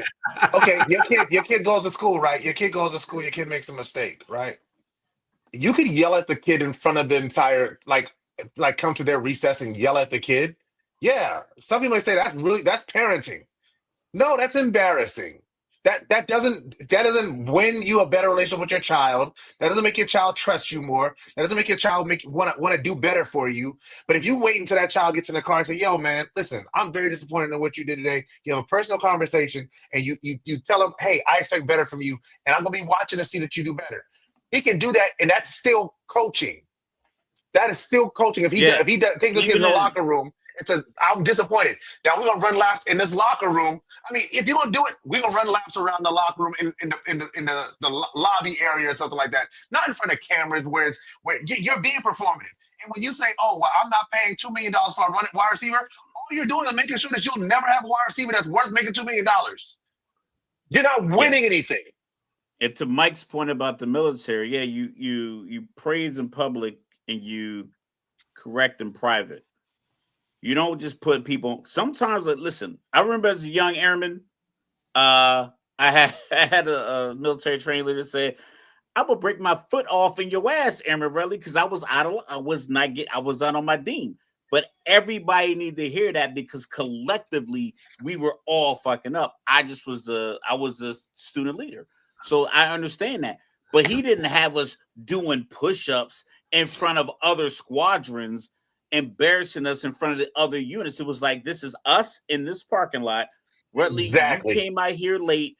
Everybody wasn't ready. You're supposed to have them ready. I expect you all to be ready because you are under me and you are the guy I expect to have people ready. So collectively, all of you going to get this right now. He didn't wait till we had pass and review and all 10 training squadrons are out there and we messed up on pass and review and he had us doing push-ups and formation while everybody was standing there. So it can be loud, it can be boisterous, it can be tough, but doing it on this public platform and this public scale just for the sake of doing it because you have the control that's where you're going to lose people. That's it. That's you, dog. You nailed it. And all of us are military guys. All of us are veterans. When I was in basic training, I got smoked mad times. My unit got smoked mad times, but we were always smoked in the confines of our unit. Everything that happened was within our house because we had the trust within us. We held each other accountable. There was never a time that somebody got messed up at the PX and they say, "Oh, everybody drop and do push-ups at the PX." Why? Because it makes the unit look bad. Yeah, we weren't doing push-ups outside the church on Sunday. Yeah, we weren't outside on the pad that's across the street from the church doing push-ups because somebody came out from the church late because they're trying to talk, because you could talk to girls in church and, like, you know, be in peace because MTIs couldn't come across the street.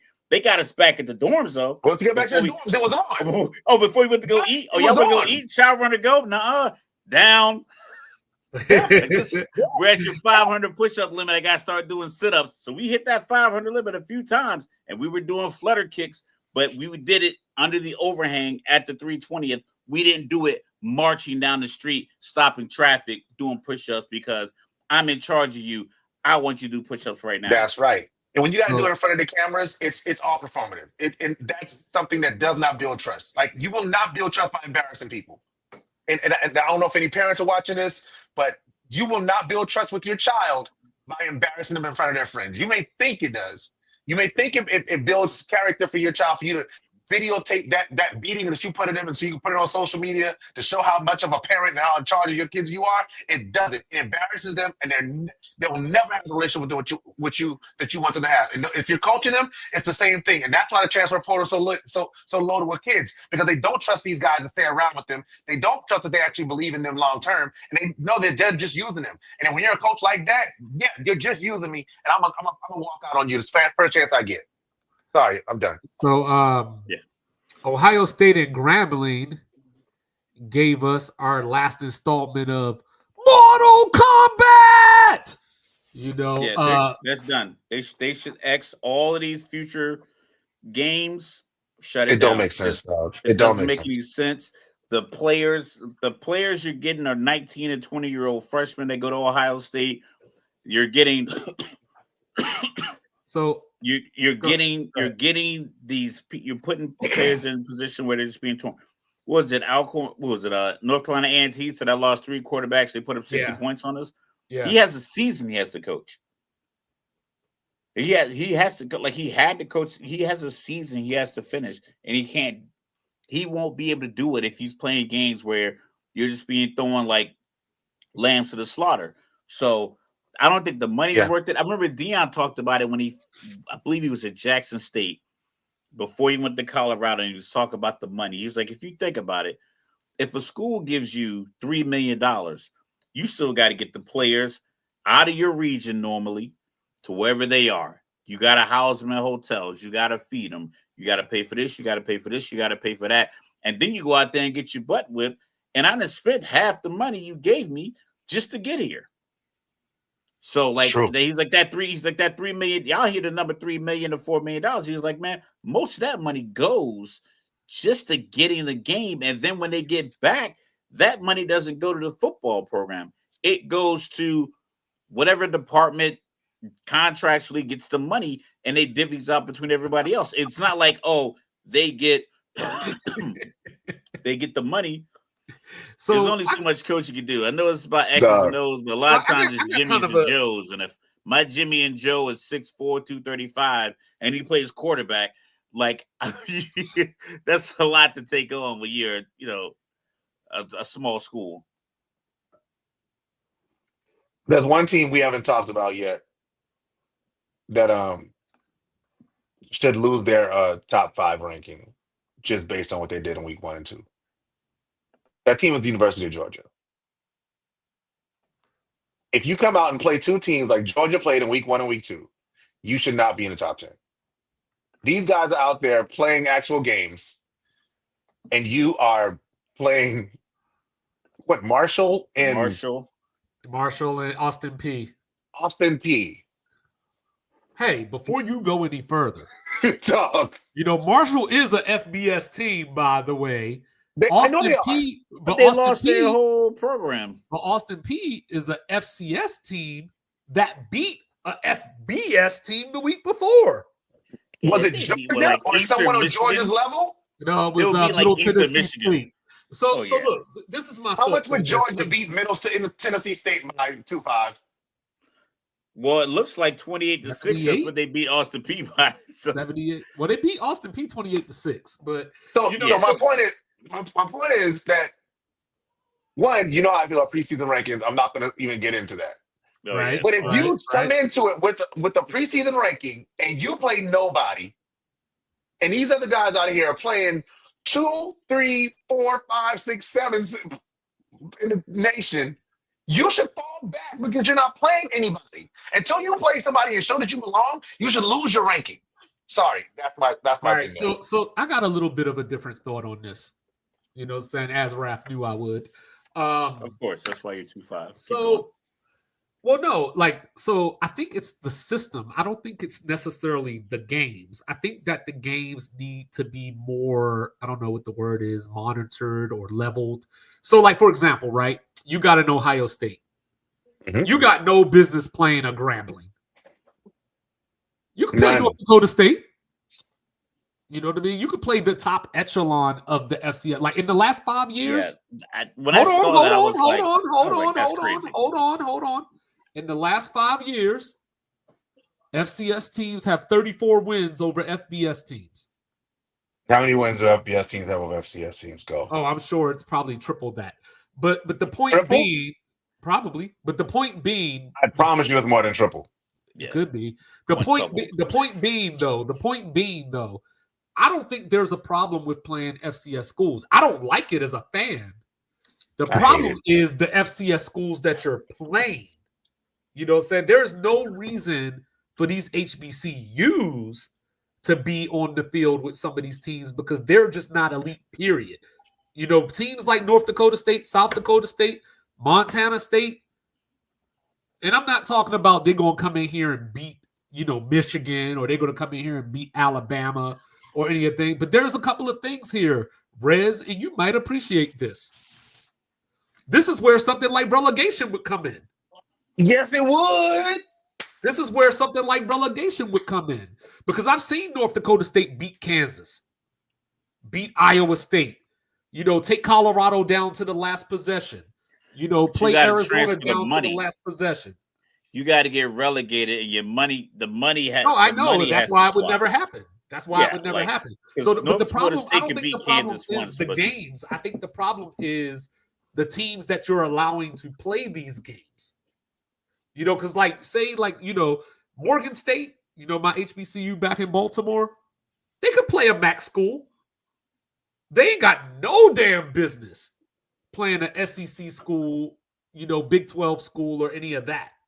That's where If you you're got to from balance one of it these out. Power 5 schools, your FCS days are over. If you want to get a check with their school names on it at the end of the year for $20 million because you just won the national championship game, you cannot have Austin P. You cannot have Grambling, East Tennessee State. You South can't Carolina State. have stuff. You can't have Cal Poly.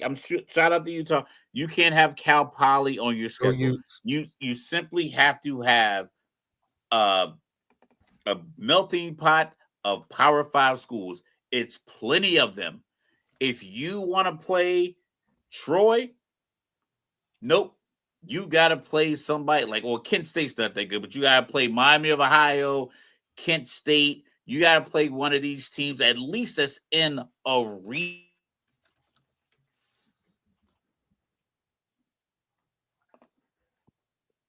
Oh, he's frozen again. Now you got to play Northern Arizona University for Utah. You got to play somebody that's competing for championships at their level.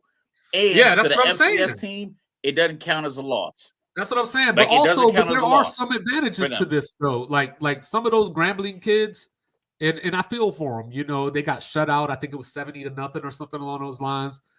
Just got beat real bad. But for some of those kids that do have NFL aspirations, maybe NFL talent, something along those lines, that was the best opportunity they had to get seen. That was but you lost 70-0. That's fine. It's not. They still recognize the talent. Jay Cutler got drafted in the top 10, and he never played in a bowl game.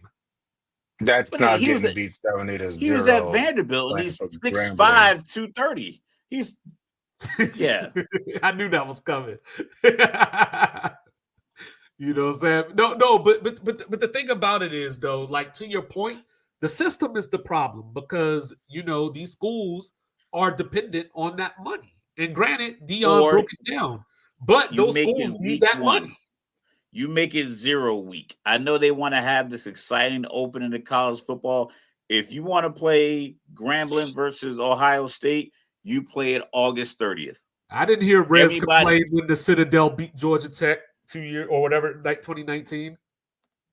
Citadel beat South Carolina at the one South Carolina game I went to. But it's definitely a skill advantage. We could talk about App State over Michigan. That was 18 years ago. Someone wasn't born, is now an adult buying lottery tickets and cigarettes in most of the states in America. The last time. But what happened after that? What happened after that? Appalachian State joined FBS.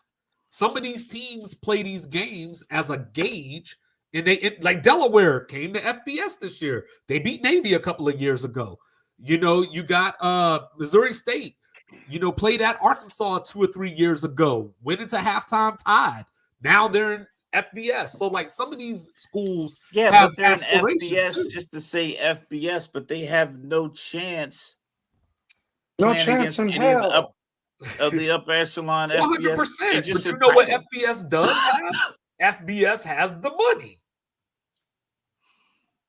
I guess it's worth you slaughter a few of your players and then.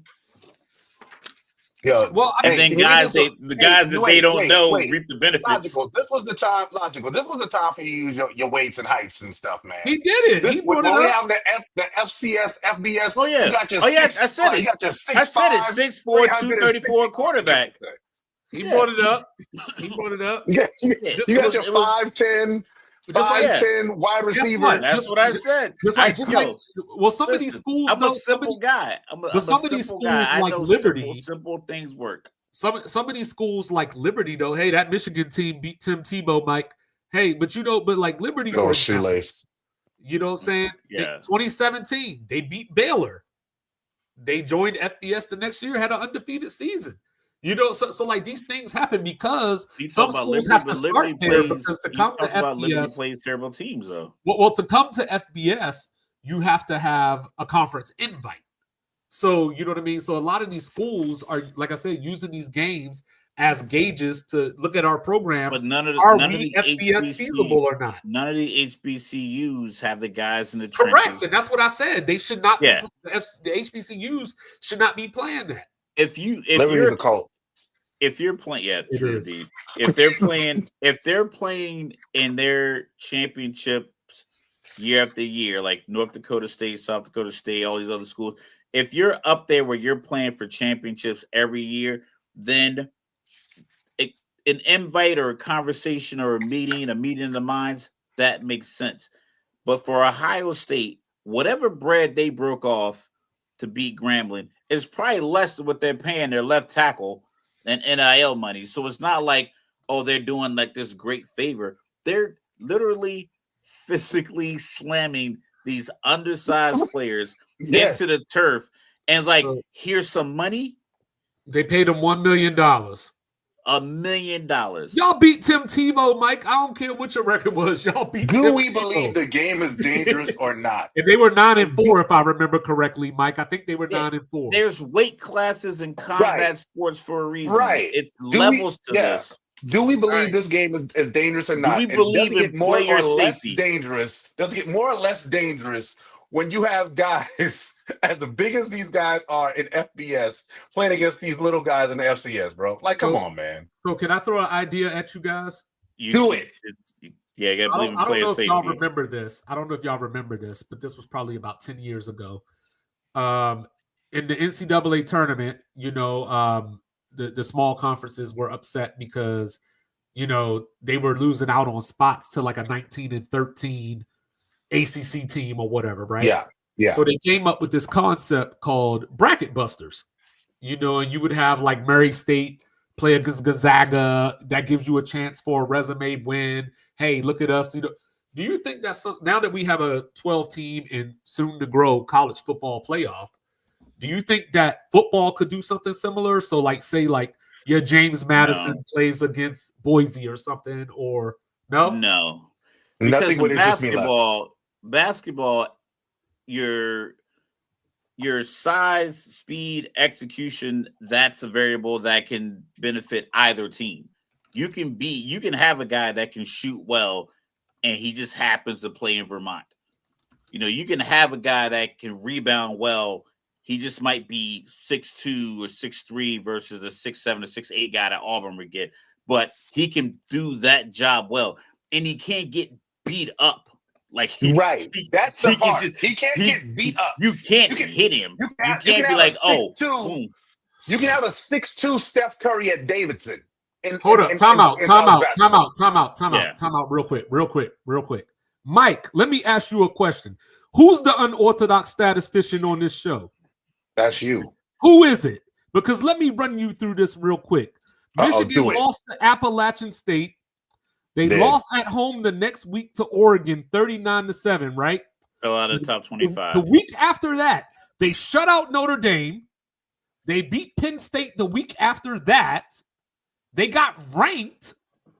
You know what I'm saying? And then they went to their bowl game and beat Tim Tebow 41-35. That was the 2008 bowl game off of the 2007 season. I think you're looking at either the previous or next season. You know what I'm saying? But carry on. Yeah, so that's the difference. The football, it's only so much you can do schematically, preparation, meditation, motivation. When it comes down to it, 4th and 1, if my offensive line is on the better team and they're all just massive young men and your defensive line is undersized and my running back is the size of your defensive tackle, I'm probably going to win that 3-foot battle in space. And that's going to happen every single time. Or in space, where you have a guy who can chase your fastest wide receiver is the same speed as the other team's average speed linebacker. that's a problem. You can't just keep throwing these guys out there, especially the way they announce it. Like, oh, we gave them $1 million. It's like, what about player safety? We talk about player safety all the time, concussions, injuries, protecting guys from themselves, but yet you're willing to have a system where you can disregard that for a little bit of bread. From like some teams are getting a few 100,000, 500,000, 1.2 million. They have a 3-year deal where they get like $4.5 million. Punch you for that amount of money too. Listen, right now, let Mike punch me. I think I could take Mike now. He out here fighting Floyd Mayweather. We're gonna find out if Floyd Mayweather could take fight look like this. But all right.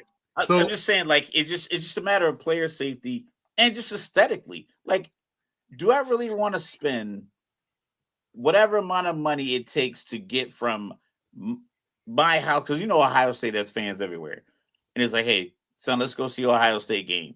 When we got free weekend, I think the 6th, like the 5th through the 7th of September, we're free. Let's go.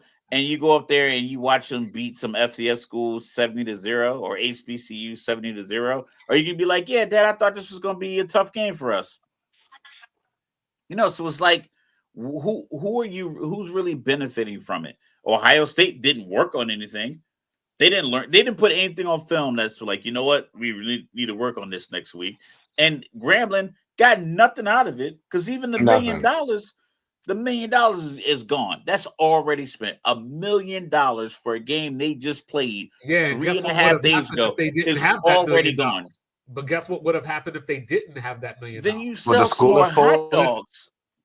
The school wouldn't afford it. But we'd be complaining about what they're offering at the school, whether it's books, whether it's facilities, whether it's whatever. But that $1 million didn't go to facilities. That $1 million didn't go to books. That $1 million didn't go to scholarships. To other sports programs. That $1 million went to other sports programs. That's where it went, and that's my with this. This is where I get into a lot of the problems. And I'm sorry because this ain't my show. Y'all cooking.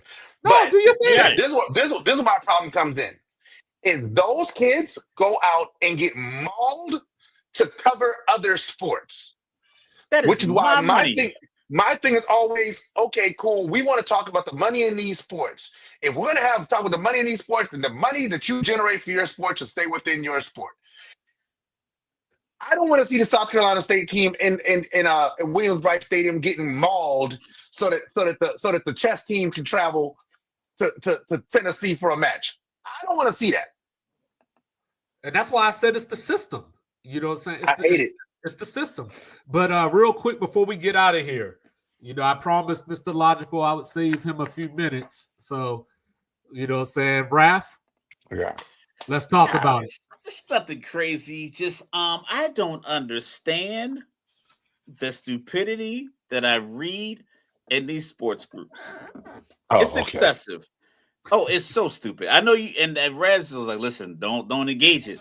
I'm finding it intriguing. And it's not bothersome. It's just, like I said, I'm Mr. Logical. I'm a logical thinker. I want to understand. I'm like, how did you get to this point? And I think the thing that's been kind of like just in my brain for a week, I sent it in the group. There was a picture that some young lady took a selfie with Sydney Sweeney.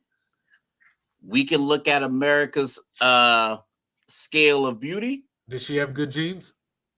Sydney Sweeney is probably a little higher on that scale than the young lady that took the picture. I don't want to be dismissive, but let's be honest. Some people are pretty, some people are tall, some people are intelligent, some people can't read. It happens. It's the world we live in. I know people are afraid of the truth nowadays, but if you're ugly. This young lady was not pretty. I'm not going to front. Oh, Jesus. Is pretty.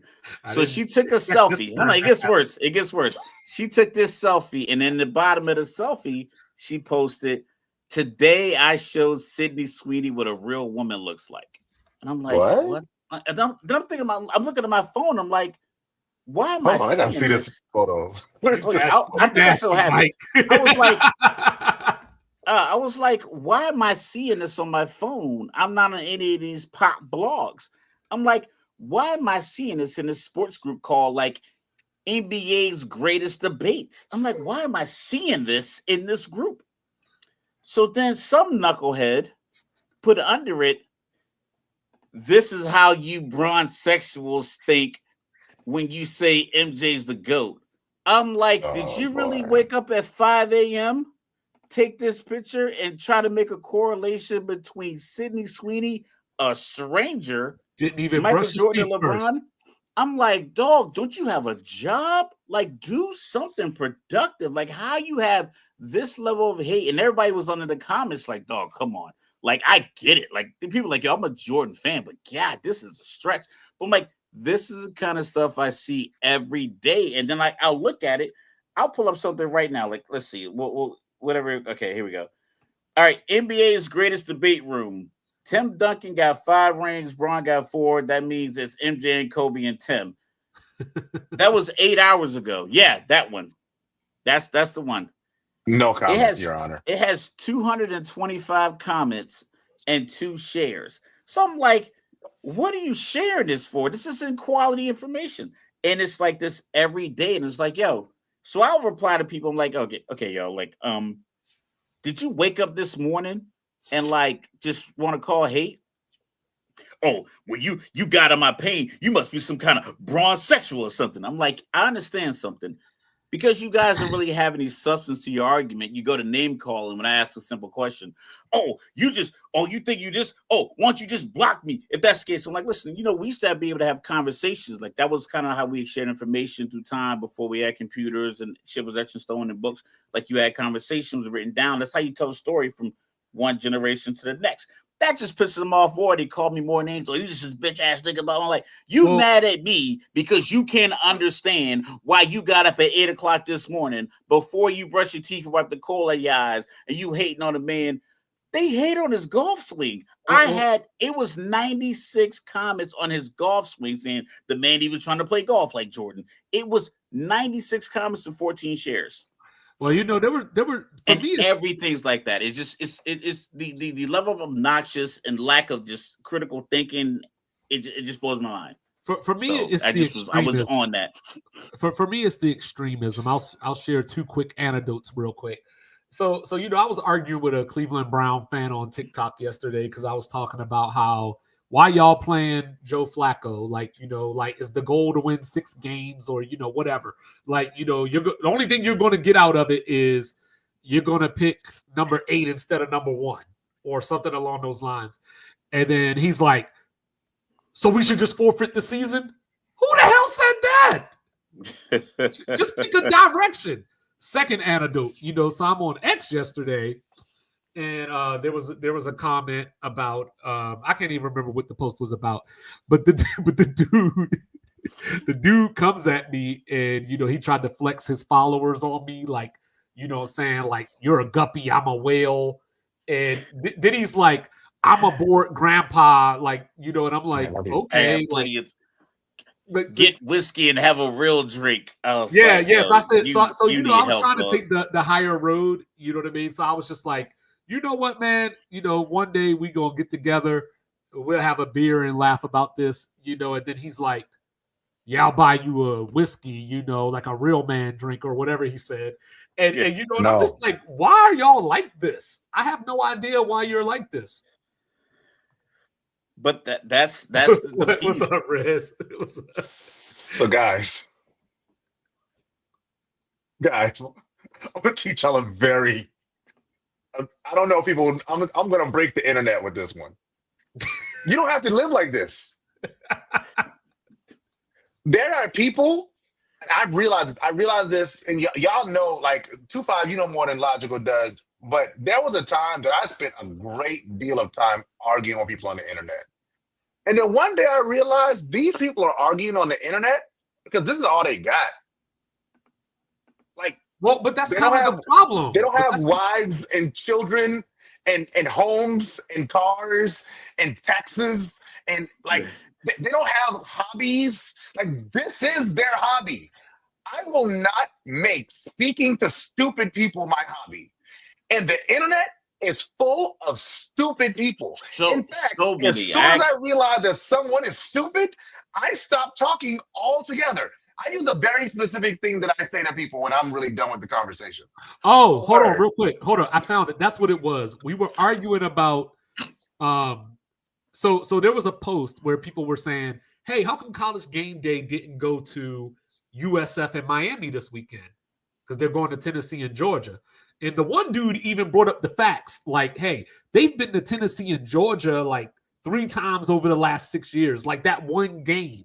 You know what I mean, or whatever. And so, he was going back. Don't nobody care about USF, blah, blah, blah, blah, blah. And I was like, yeah, that's the problem. Is ESPN, was it started as, entertainment sports program network, or was it entertainment SEC network? You know what I mean? Right.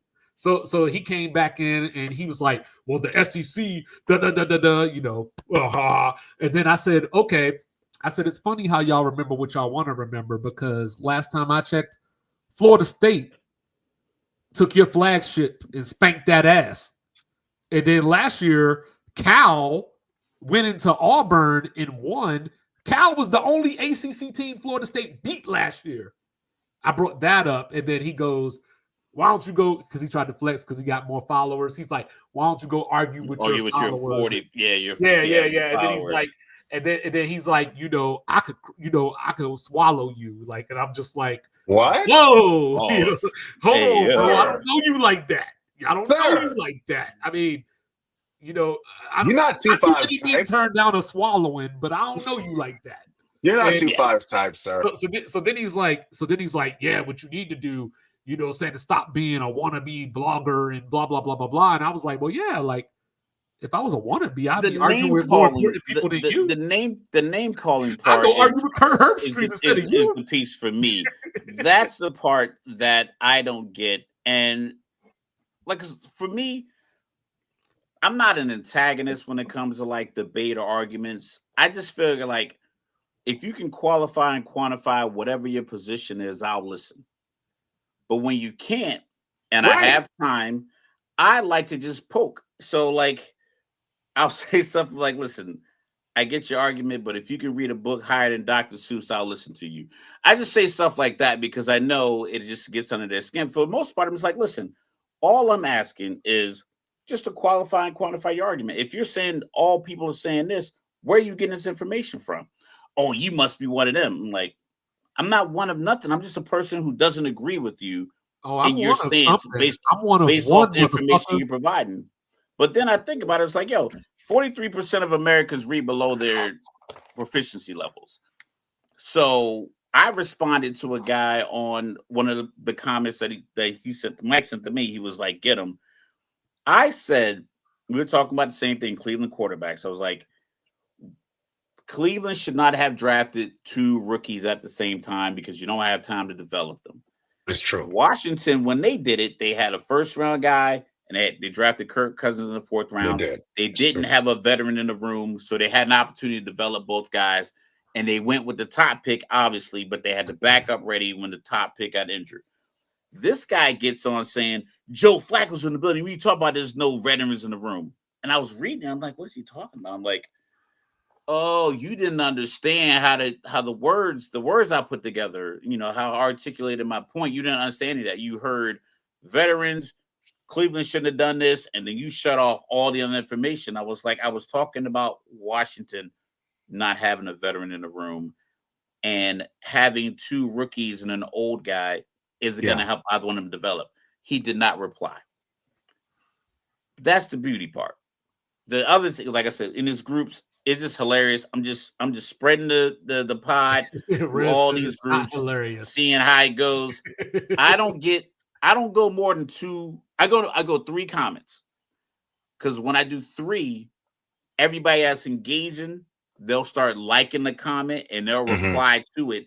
And the original person who was my targeted conversation just falls back because other people realize, there's a space for me to say something without being ridiculed because I'm saying something that makes sense.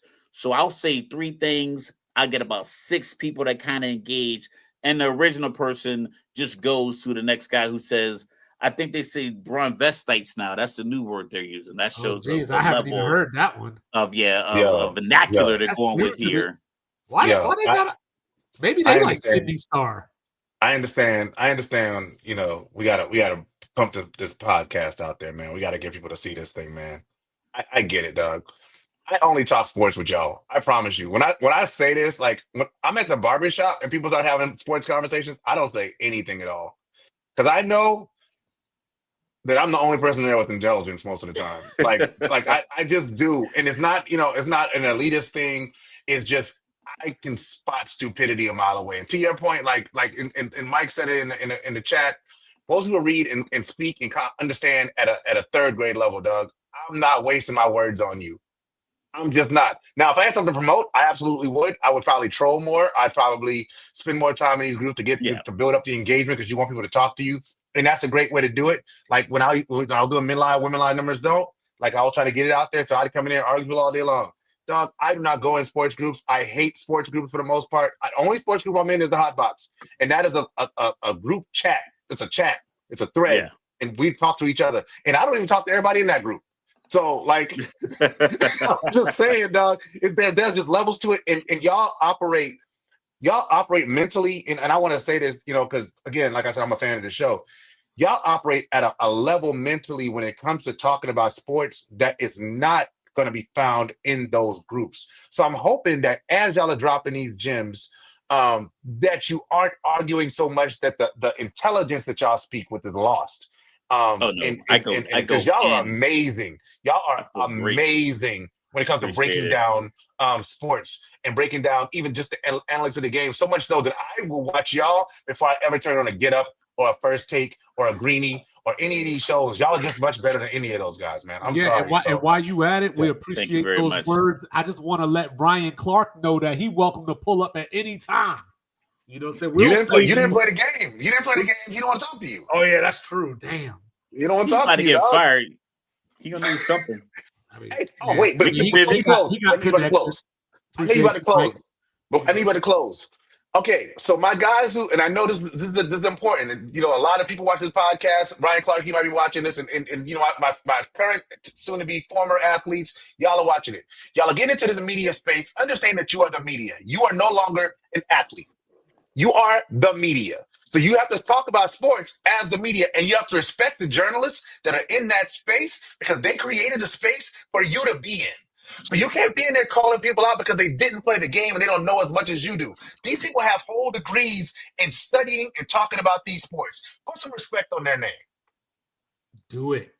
You know what I'm saying? And look, ladies and gentlemen, you can check out El Rezidente tomorrow. The Pursuit of Forever. Tell them about it, Rez.